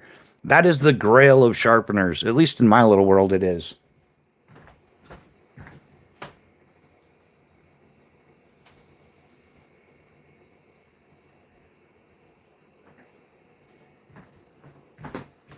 Isn't that, yeah?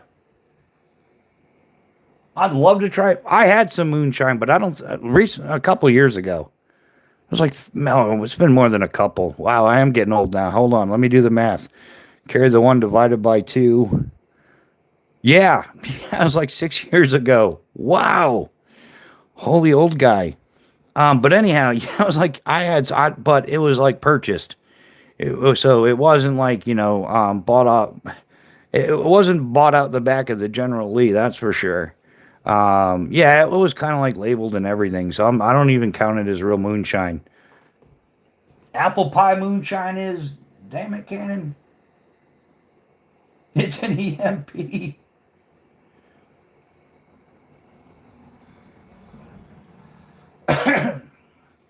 Cannon, there's an EMP going off in your head. How do you go from EMP to apple pie moonshine that quick? Like that's magic there, brother. That is pure genius.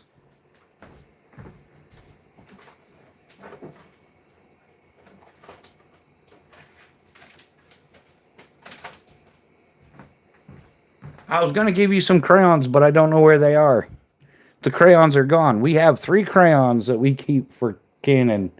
I bet you that cat took them. I bet you it was the cat.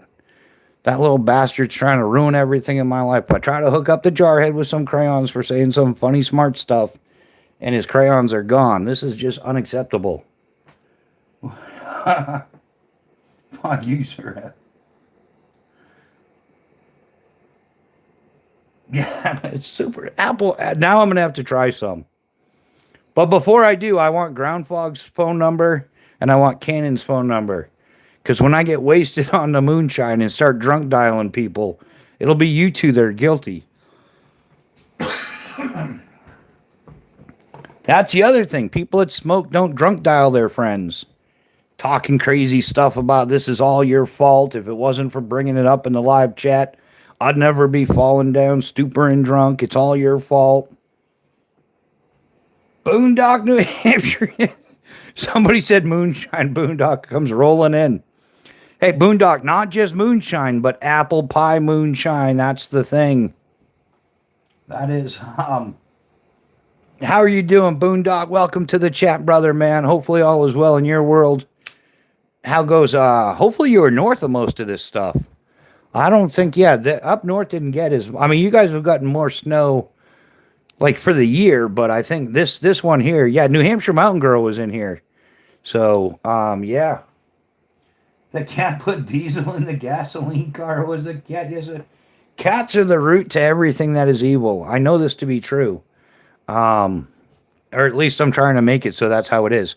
I blame everything for the cat on the cat. Like everything is a cat's fault. And there's an evil cat that lives in this house, and we're surviving somehow. I'm surviving somehow. Mrs. B decided that, well, it's her cat. She sided with the cat. She's like, but she knows her cat's messed up too. She'll admit it. We got a good hit, but I didn't pay attention to totals. I slept through most of it. That's the way to do it, Boondock. I think I've been awake through most of it. I went out, did all the shoveling and cleaning off Miss B's car. I think it's I haven't driven a car in 20 years, but I go off. I do the driveway and the car and everything every time. But yeah, it'd be nice to sleep through it. That would have been That would have been fairly pleasant.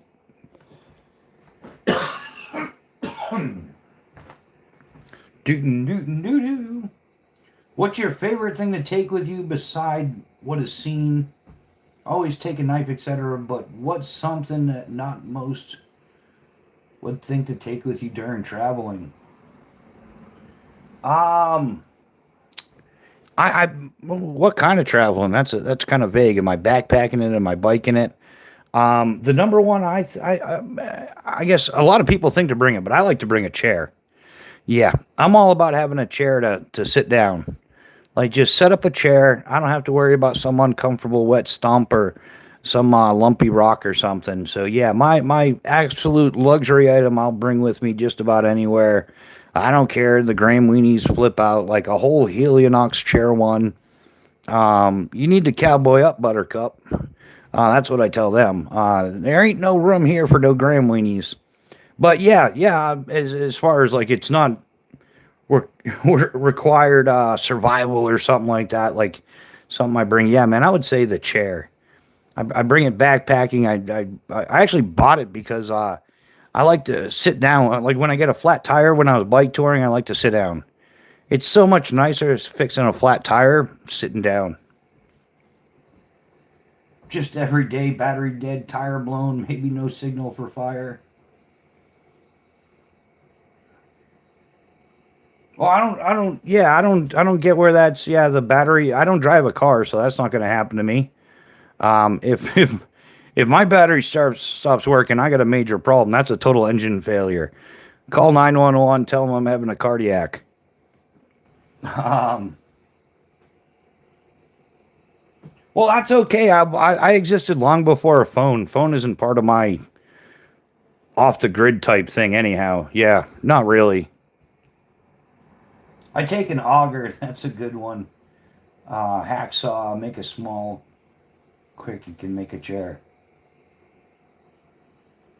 I guarantee, I bet you $1 million you can't build a chair as quick as I can set up the Helionox Chair 1. I can build a chair too. It's not rocket science. It's time consuming. So that's one of the things. Like if you're really out there traveling doing something, all of this YouTube bushcraft stuff is bunk. Like you're not building a natural or a debris shelter every day. It takes hours. Like why would you do that? And even then, now with all the ticks and everything, yeah, like I'm gonna be cool and sleep in a pile of leaves, and then increase the odds of getting Lyme disease. Just doesn't make sense. It's a great, like it's a YouTube fantasy. It's a fun YouTube fantasy. Boom. Okay. I'll play nice. Bushcraft. That's a deal. I can't stand my Helionox Chair 1. I have to parachute roll out of the damn thing. It's so low to the ground. Man, just get stronger quads and glutes, Boondock. It's yeah, I don't know what to tell you, man. But he asked me, like, that's my choice. I don't know. Like, some people, I get it. The Graham weenies just go absolutely ballistic. Like, you're carrying a chair with you? It's like, yeah, I'm carrying a chair. What's the big deal? Like, suck it up, Buttercup. Like, do some squats. I don't know, man. Like, that should, if you have problems getting out of a Helionox Chair 1, aside from, like, let's just put it, my old gimpy, broken skydiving ass can get out of a Helionox Chair 1. No problem. None was, well, that wasn't always the case, but since I healed and recovered, it's not a problem. It really isn't. Um, yeah, I think it's a great option, but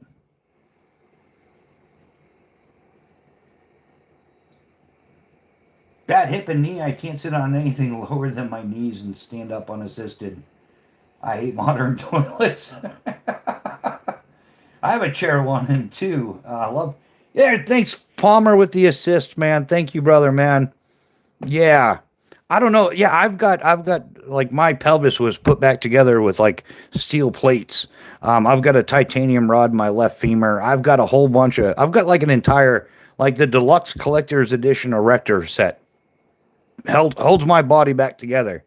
And I have no problems with it. So I don't know. But that's YouTube. That's YouTube, man. It doesn't matter what you say on YouTube. If you say up, somebody's going to say down. If you say left, somebody's going to say right. If you say right, somebody's going to say left. If you say this is the absolute best knife of my life, somebody's going to be like, that's Timu trash. It really is. You can even in fact, I just deleted the guy's comment because I was just like, no, you got to behave.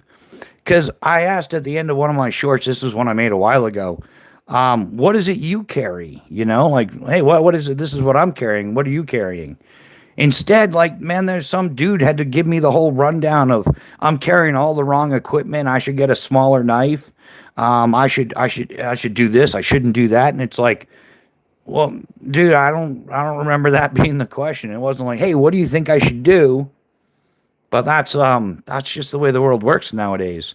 So yeah, I guess if you're putting aside any survival gear to answer the guy's question, yeah, man, I bring a chair everywhere I go. That's my luxury, important, non-survival type thing. Yeah, that's just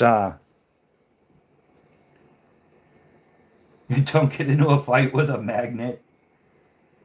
Have a table and bench from him as well. Oh, Palmer, yeah, I've been looking at the table one. They've even got the. I want to get the hardtop version. They've got it in multicam. I got the multicam sickness. I'm not gonna lie. I carry a trench club. Yeah, chair is a nice luxury. Yeah, as far as survival stuff goes, or my staple things go, I've been carrying the same stuff since I like learned from. It's just changed, you know. Yeah, I still carry a knife and matches and a lighter and this and that and the other thing. You got to have a metal container, blah blah blah blah blah. Yeah, all that stuff. I've been carrying all that stuff for years and years and years. That's just the staple. That's just kind of goes everywhere. You know, along with an appropriate insulating layer to fit the climate I'm currently in, along with an overshell, either a rain jacket or a Gore-Tex parka. Like they're always in my backpack. Um, yeah, that's just kind of like goes without saying. Yeah, man. And I was carrying paracord before paracord was cool. I've I've thrown away like hundreds of miles of paracord. Um, so I'm not a fan of bankline. Bankline is just kind of nasty. Like the tarred bankline. Like, yeah, that's one of the things that I think the YouTubers leave out is when your backpack gets all crispy hot or something and you leave it in the sun, all that tar starts dripping all over the place, or you got to keep it in a bag and it sticks to the bag. And bankline's such a pain. I'd rather use paracord. But with the way prices on paracord has been going, like we used to, man, like 10 years ago, we were paying like $2.99 for 100 feet of 550 cord. Now it's like, $10 to $14, $10 to $15 for 100 feet of cord. What's the can on the far left? No, it's a cup because I like my coffee too. It's a Pathfinder titanium cup with the handles and the lid. I've got the bottle too, but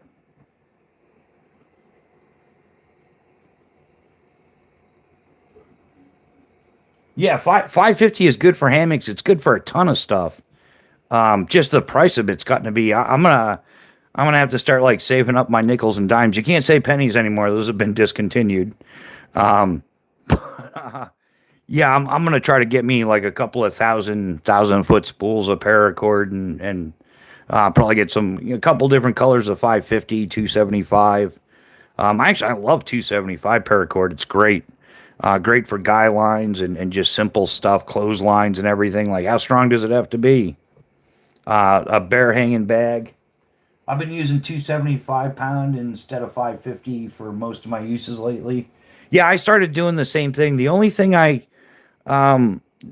use anything bigger than 275 is if I don't need the strength, but I want the surface area. Because the thinner it is, the more chance you have of like a tarp or whatever cutting right through it. So yeah, depending on how you're setting things up. Got the fake sinew. Oh, the side threw you off. Yeah, I mean, you could use it for whatever you want. You could use it as a small cook thing. It's a titanium mug if you're I don't know. I'd have to fill this thing up 3 times. Like I don't eat food. I fuel the machine. That's the way I've always looked at it. I'm not like Mr. Taste Tester, Mr. Perfect. It's like I need this many grams of carbs, I need this many grams of protein, continue the mission.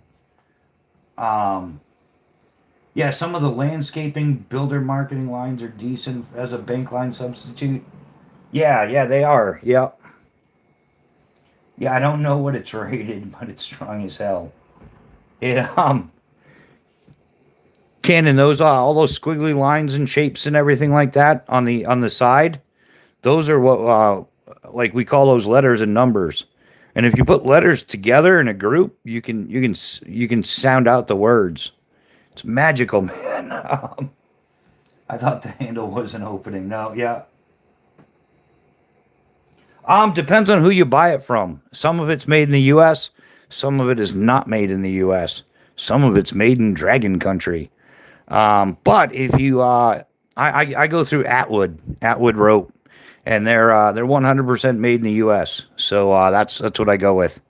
That is my go-to as of now.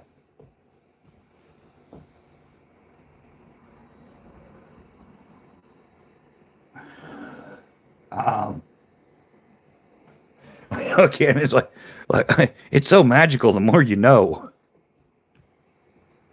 No, just Atwood, Atwood. I want to say Ohio, but I'm probably wrong. I'm probably wrong. But they are 100% made in the USA. I've actually called the guy up, talked to him, and I've gone through their stuff. It's good quality. Um, yeah, yeah, they make great stuff.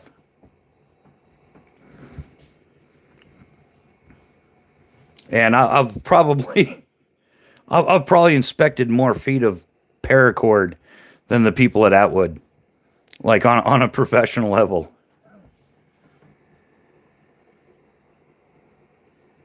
But really, that stuff's kind of passe, to be honest. That's why it's so cheap. There's so much better stuff. Well, okay, let me rephrase. There's there's better parachute lines out there besides paracord, nylon paracord. Like now we're into like Dynama, Spectra, Vectran. There's a lot of different line sets out there, and nylon isn't as popular as it used to be. They still use it on like some military parachutes, military reserves, but most of the stuff is not nylon anymore. Like they use it on like rounds and stuff like that. Anything that you see, um, like if you see like guys doing barrel jumps or something like that, the harness container system they're using is the Sigma harness container system by United Parachute Technologies, and their system requires a specific parachute to be used with it. Conveniently, theirs proprietary, right? And they either come with Dacron or Spectra lines, depending on what kind of opening and what kind of use you're looking for. But yeah, Atwood Rope Manufacturing has a storefront on Amazon. Yeah, they do have a storefront on Amazon. I deal direct with them. I've called up, spoke to the owner and stuff as well. And is there a thing as Teflon cord?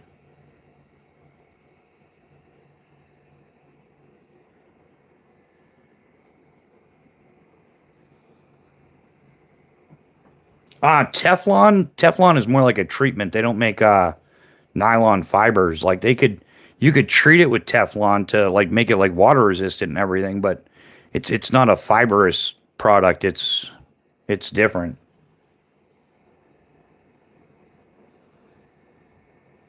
Yeah, I wish Bushcraft had my address when he was bending all that. Yeah, ground fog. I wish I did too. A lot of it, they wouldn't even let us take it. Like they made us throw it away to make sure it wasn't getting reused. It was doing government contracts, relining parachutes.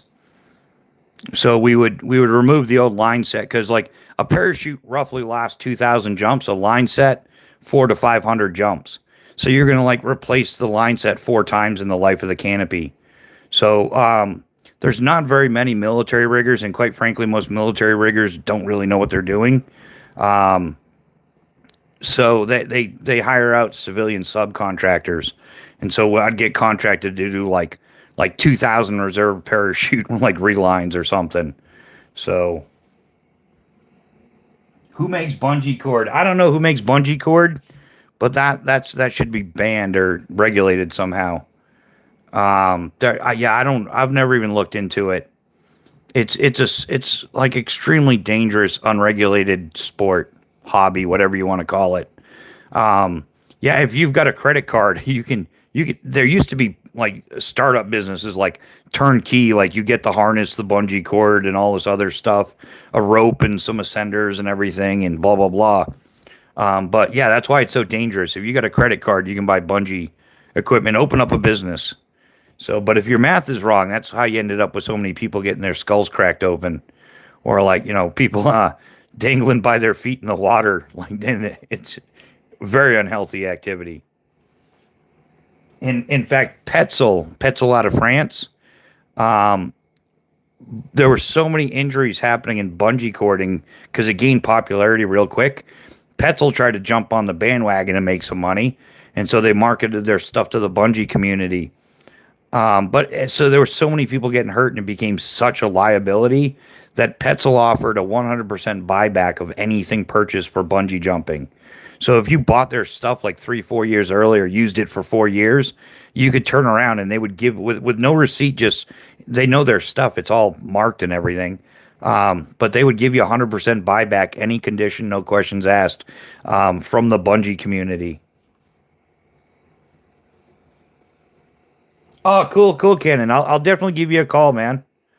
Yeah, we got to get on the horn for sure. I was thinking of increased resistance, but longevity is more important.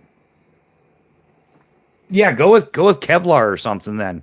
If you're looking for like longevity and everything, like this is one of the things. All these bushcrafters, right? They're all like, they set up their cute little, pretty little, super ridge lines with their little wooden toggles and everything, and their bank line.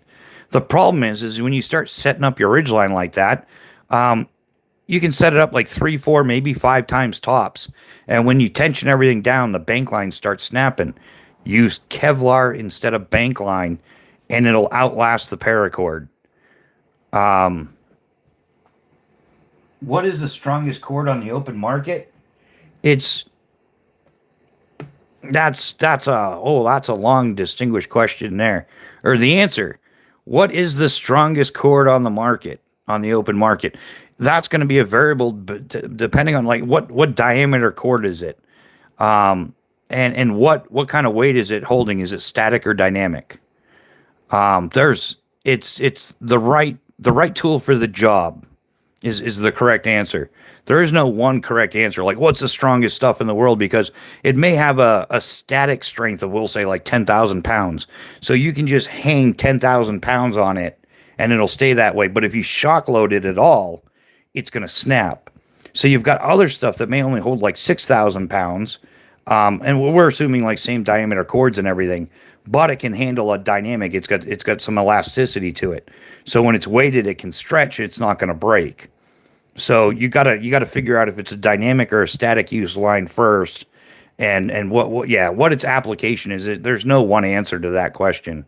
There's a whole bunch, and then it could be super super strong, but then it's not heat resistant. So if there's any friction on it, it's gonna just melt right through. So that's one of the problems with synthetics as well. Is it has like a static strength or even a dynamic strength that's wicked high, but it doesn't have any heat resistance. So the least little bit of friction, and yeah, your lifeline just failed. Lash depends on the application. Some is great for linear strength. Others don't hold knots or are slippery. Some stretch more than others. Yeah, I've been impressed with Dacron's strength. I have 4 or 500 pounds on my reels. Yeah, yeah, Dacron's another good one. Yeah, so it all depends on the application. Like, and that's why there's so many variables out there. Like, you got to the right tool for the right job. I've had a Kevlar corded Garrett. I've had for 20 years or so.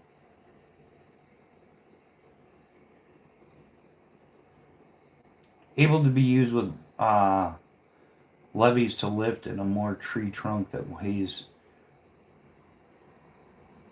10K, but it can be. Yeah, that's a boat ton of weight, man. You're gonna want to go with like like one of the bull lines or something. Like you're doing arborist work with that, right? Yeah, it depends on how much it weighs. You might want to think move away from rope and looking at chains. Tie 10 mountain climbers together and a disaster may happen. Sherpas, other true climbers. Yeah, yeah, Sherpas. Well, yeah, when you go to Everest, that's true. That's 110% true. Um, yeah, Sherpas are great climbers, but unfortunately, we like another thing that turned into pay to play is climbing Mount Everest. It's absolute trash. I think they should just be done with it. The only reason why they're not is guess why? Because of money. Those people make a ton of money off all the permits and all the people going there and spending their money. That place should be shut down. I don't even refer to it as Everest anymore. The modern term is the highest landfill in the world because it's just littered with trash and nastiness. The place is disgusting. Um, so yeah, Sherpas are rock stars at the Everest, but yeah, man, if you go to like El Cap or something, there's no Sherpas. They're climbers. There's plenty of mountains being climbed out there by real climbers. Um, Most definitely, yeah. Simple physics is so cool. Layers, pulleys, etc. Yeah, yeah. Base camp is a big toilet. Yeah. I know the first guy to climb Mount Everest in New Hampshire was Rick Wilcox out of Conway, North Conway area. I've probably I've known him for like 30 years or so.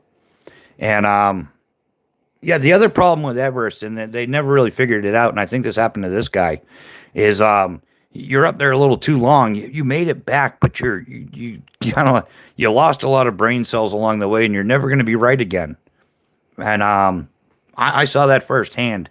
I grew up in a massive climbing community. New Hampshire is a mecca for climbing. We've got some of the best trad on the East Coast at Cathedral Ledge in North Conway. We got some of the best bouldering in the world in Pawtuckaway, New Hampshire. Some of the best sport climbing is in Rumney.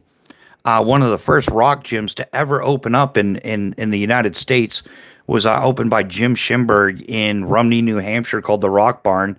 The second one to open up was Vertical Dreams on Canal Street in Manchester, owned by Corey Hebert. Like 10 minutes tops from my high school is Rock Rimmon, where I used to go rock climbing daily after school. If I didn't have junior ROTC, I went straight to rock climbing. It's like a 10-minute walk. You can Google map it. West High School in Manchester, New Hampshire to Rock Rimmon. It's like less than 10 minutes. Um, why did mods have shields for a few days and now we are back to wrenches? Yeah, ground fog. I have no idea. Yeah, like YouTube's glitching and changing things and making it better. And yeah, there's the massive swarm of TikTokers that didn't want their RPM to be 1 cent per thousand views because you can't you couldn't. They found out you can't ban people from social media in the United States unless they've got a good reason. And that's why YouTube had to reinstate like tens of thousands of accounts that they had terminated over the previous 5 years for different reasons. Um, but because a certain group of people realized that MSM is no longer prime propaganda, they've moved their way to the social media. And now what they've done is if they don't like your channel, they can't demonetize you completely. They can't get rid of you because they'll just have to reinstate you. So they dropped everybody's pay down to like 1 cent per thousand views.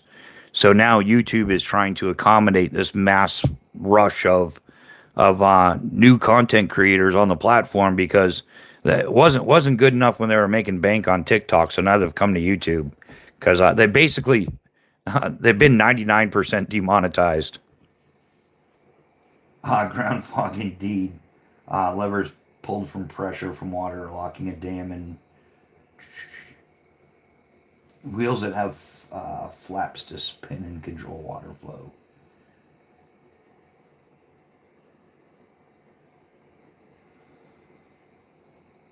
Yeah, I don't know. I like the wrenches. It just reminds me of dodgeball, you know. If you can dodge a wrench, you can dodge a dodgeball. I've seen same cave explorers go deep into caves and they find old ropes and stuff. Yeah, they're yeah, same thing. Rock climbing. They'll do some route that hasn't been done in years and find some stuff like one of my greatest climbing experiences of my lifetime was in Berlin, New Hampshire. There's this mat. It's like 600-700 foot ledge. It kind of varies. It's a cliff, not a ledge. What am I talking about? And it was used by military like special ops and stuff to train for D-Day. So when you go climb up there, now you just find old World War II era pitons and it's like stuff we haven't used. It's just unethical by today's standards. But yeah, you find all kinds of cool I probably shouldn't have said that one on the internet.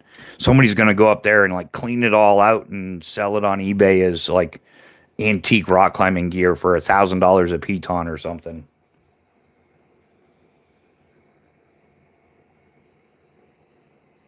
If you harness it, you are unstoppable. I saw a well pump that is self-feeding using elevated water flow.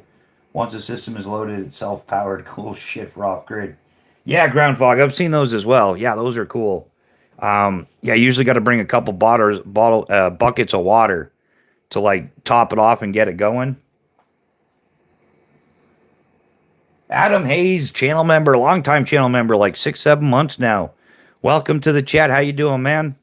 Hopefully life is yeah, I know it's not Friday. I just decided to go for it anyhow because hey, why not, right? We're having a good time.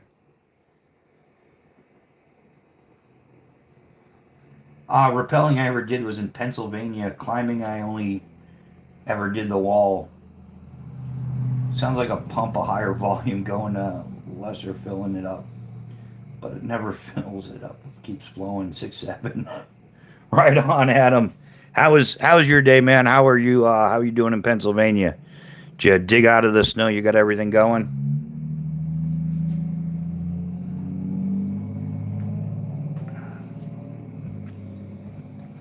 But what could possibly be wrong?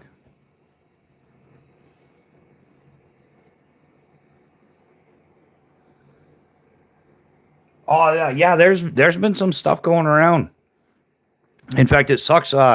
Mrs. Bushcraft's been working like some overtime lately, not in a positive way, but because people keep calling out sick. Yeah, there's been a lot of people like just getting whooped.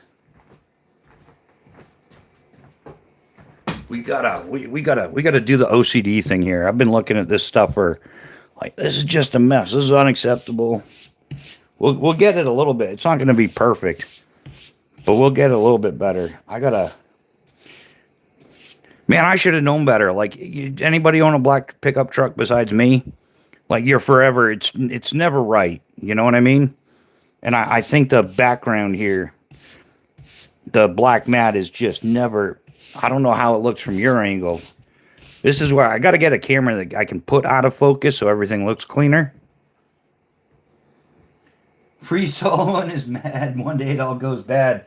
Yeah, I did my fair share of free soloing back when I was really young and dumb. Um, I've free soloed. I've done some climbs on Cathedral Ledge in North Conway. Free soloed. I've done some on White Horse and everything. But nothing ever for the first time. It's always something I've climbed a whole bunch of times. But yeah, free soloing is it's a head game, man. It'll wreck your head. You got to stay focused and I lied a few times. Like I thought for sure I was getting tired. I was running out of chalk. Hands were getting sweaty. Grips were, or holds were greasier than I remembered them to be and whatnot. And I'm like, yeah, if I finish this climb, like I'll sell my gear and I'll never rock climb again. Like because you're thinking I could fall. I might fall. This could suck. If I just make it, I'll never do this stupid thing again. Like 3 days later, you're doing the same crap. Like, yeah. Oh, Adam, thanks, man. Yeah, this is so we can you got to have adequate cleaning supplies. You really do. Fog, get a rigger's belt. Bushcraft, I need to pick your brain on hasty rappel techniques with and without a seat just for a quick down on steep slopes. Man, like 12 to 15 feet of 11 millimeter kern mantle rope, you can tie a Swiss seat. There's a couple of different techniques, but that's going to be like a full improvised because you can use it for other stuff too. You could use it for whatever you wanted to, but remember if you're going to use it as a harness, yeah, like I think somebody said it. Get a rigger's belt, man, but you're not a rigger. You can't wear it. You got to be a rigger. Come on now, hook a rigger up. Yeah, rigger's belts are okay. Just make sure they're properly rated. The best deal on the market if you're willing to part with some money, Ground Fog. Oh, and I hate to pitch their products because it's pricey, but it's good. Is they've got Arc'teryx has a rigger's belt, and it's a belt, but it also has a set of removable leg loops. It's designed to be used as a harness. So you can use just what traditionally before the full harness existed, it was what's called a Swami belt. It was just a belt portion. It had no leg loops, and it was typically tied out of 2-inch tubular nylon. You do like 3-4 wraps around yourself, and then tie it off with a water knot. Always use a water knot on flat webbing. It's the only knot that really does hold, or an inside-out water knot. Which when I get some 1-inch tubing or something, I'll show you guys. But yeah, that's the lowdown. And then eventually they came out with the leg loops. So it used to be just a belt, but obviously it caused some back problems depending on what people were doing, if it was like beyond vertical and stuff like that. The irony is when I started rock climbing back in it was like 1984, people were still using Swami belts and stuff like that. And you had to go to a parachute rigger. And it was like when I was like 14 or so. You had to go to a parachute rigger and have them modify it because they were the only people that had the machines to sew. Now, this is a true story and can be absolutely 110% confirmed. When I was 14, I went to the parachute shop, and back then it was actually in New Hampshire because it's a Massachusetts company, but they were in New Hampshire avoiding the taxes. And we had our rock climbing harnesses and stuff modified by a parachute rigger. Later on, the same parachute rigger that had modified my rock climbing harness was the DPRE, the designated parachute rigger examiner. So when I went to go take my senior riggers exam and a lot of my training, the guy who modified my harness when I was like 14 years old, a decade later, was qualifying me as a senior parachute rigger. So small world. Sorry, I thought it was kind of a boring story, but what are the odds, you know? But yeah, if you're looking for bling, get the Arc'teryx rigger's belt and harness assembly. If you want it to be something you can switch out, you can use either an 11 millimeter kern mantle rope, or you can use the same length of 1-inch tubular webbing, tie it the same way, but you're going to secure it with a water knot. Pretty simple stuff to do. Yeah, Ground Fog, we can definitely get together, and if it's something you want to buy, then we can find you something on the market. But hey, yeah, that stuff's expensive now. I'll order some 1-inch tubular webbing or something. Maybe I'll try to find a hank of rope as well. And I can do a video on how to tie the harness. Although I'd imagine I got to put some kind of disclaimer for the idiots on YouTube, seek professional help. Not just for your psychological problems, but if you're going to apply this is for demonstration purposes only or entertainment value. I'm sure I got to put a disclaimer. Small world, but still glad I don't have to paint it. Good answer, Earl Hansen. Yeah. I always get confused on the inner knotting. I don't know what you mean by inner knotting. Forget that. No way, man. I make too many mistakes on a daily basis. Yeah, I'm just looking to it managing something like a 20 to 30 degree steep bank slope. Yeah, I know what you're. Yeah, that's total. You run into that a lot in New Hampshire. We used to do it for fun. You would go, it wasn't a cliff, but it was like a steep embankment down to a river or something. So rather than trying to mess it up and fumble and tumble your way down. We'd set up a full rappel and you just run down. You know, it was awesome. Yeah, exactly. Do not try this at home. Only like people, idiots like me. If Yeah, the next level up of very small scale seat and rigger belt stuff is something I'm interested in too. Yeah. Well, like I said, Arc'teryx sells a complete set, all designed to go together. It's designed to be repelled with. They have a belay loop and everything built right into it. Um, so yeah, depending on what you're trying to do and all that, so there's a whole bunch of ways. And it's always good to know like how to tie a harness. Like if for some reason you were to lose yours or in a pickle, like you can cut off whatever length you need to tie your harness off the rope, and you still have that much rope left. So as long as you got rope, you got a way to go, and you're definitely going to need a couple of locking carabiners for sure. You can even I've only done it a few times. It absolutely sucks, but there's what's called a body rappel, and you use your body as the friction device, and you kind of like step over the rope, and there's a few different ways to do it. You weave it around this, weave it around that, comes around your back, over your shoulder, through your armpit, and then bling bling, you know. DJ Bucket, hello from Wyoming. Well, welcome from New Hampshire, brother man. How you doing? Aussie Repel. I'll not only will I Aussie Repel, but I'll see your Aussie Repel, and I'll raise you one Spidey Repel. Oh yeah, man. I've done Aussie Repels. I've run off the rope so hard, like you couldn't touch the like we were using figure eights back then and stuff, different ways. But yeah, we'd do Aussie repels like just absolutely crazy fast. And if you stopped at the end, like at the end at the bottom, when you know, like you do your rappel and get to the ground and walk off a little bit. If you didn't run straight off the rope, the figure eight or whatever, it would melt right through the rope. Yeah, I've wondered about that one, the T pose arm to arm one as well.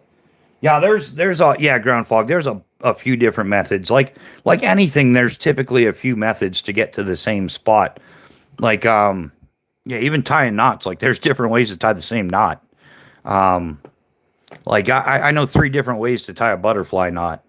And yeah, they're all I've got a oh, what's that thing on YouTube called? It's a group playlist. It's called a playlist. I have a playlist of knots on YouTube, like a whole bunch of knots that I know because I thought it would be beneficial down the road.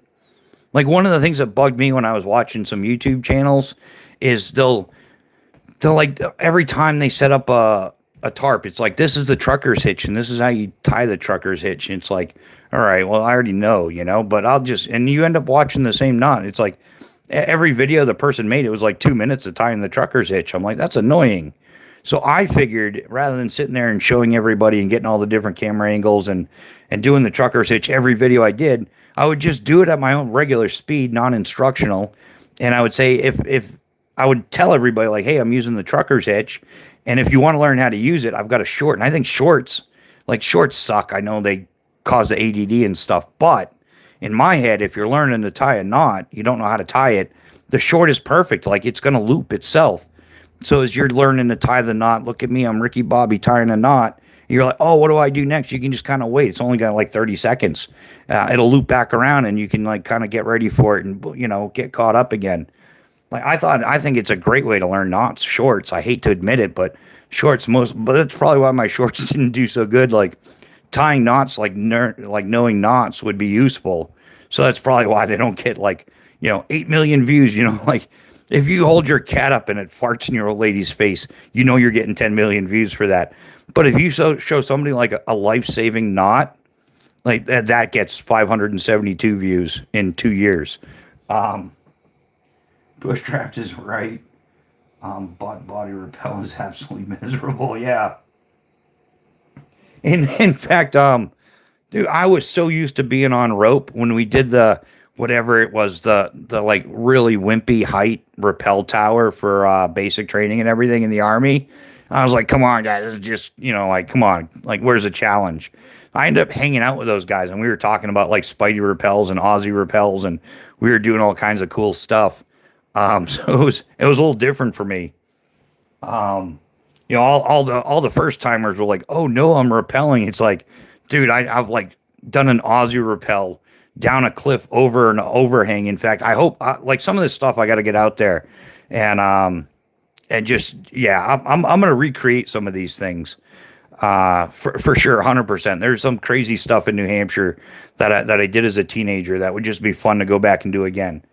Um, Only repelled once, way back in the scouts, but I still remember the phrase "screw down so you don't screw up" with locking bear beaners. Yeah, I use a lot of auto lockers. Like it's like you twist the gate and then pull it, or you twist the lock and then open the gate, and as soon as you close the gate, you just let it go and it automatically locks. I love those things, like the old twist spin locks. Depending on what you're using the carabiner for, those the screw gate style locks, and you can bind those up the wrong way, and it's aluminum, so it really you like it's oh they can be a horrible to work with. I got chewed out for throwing rocks from the top of the cliff. Yeah, Adam. Yeah, yeah. You never know what's at the bottom, man. Yeah, I've never thrown. I started rock climbing so young. I never did stuff like that because I knew at least in New Hampshire. In New Hampshire, if there's a cliff, there's a good chance somebody's climbing it.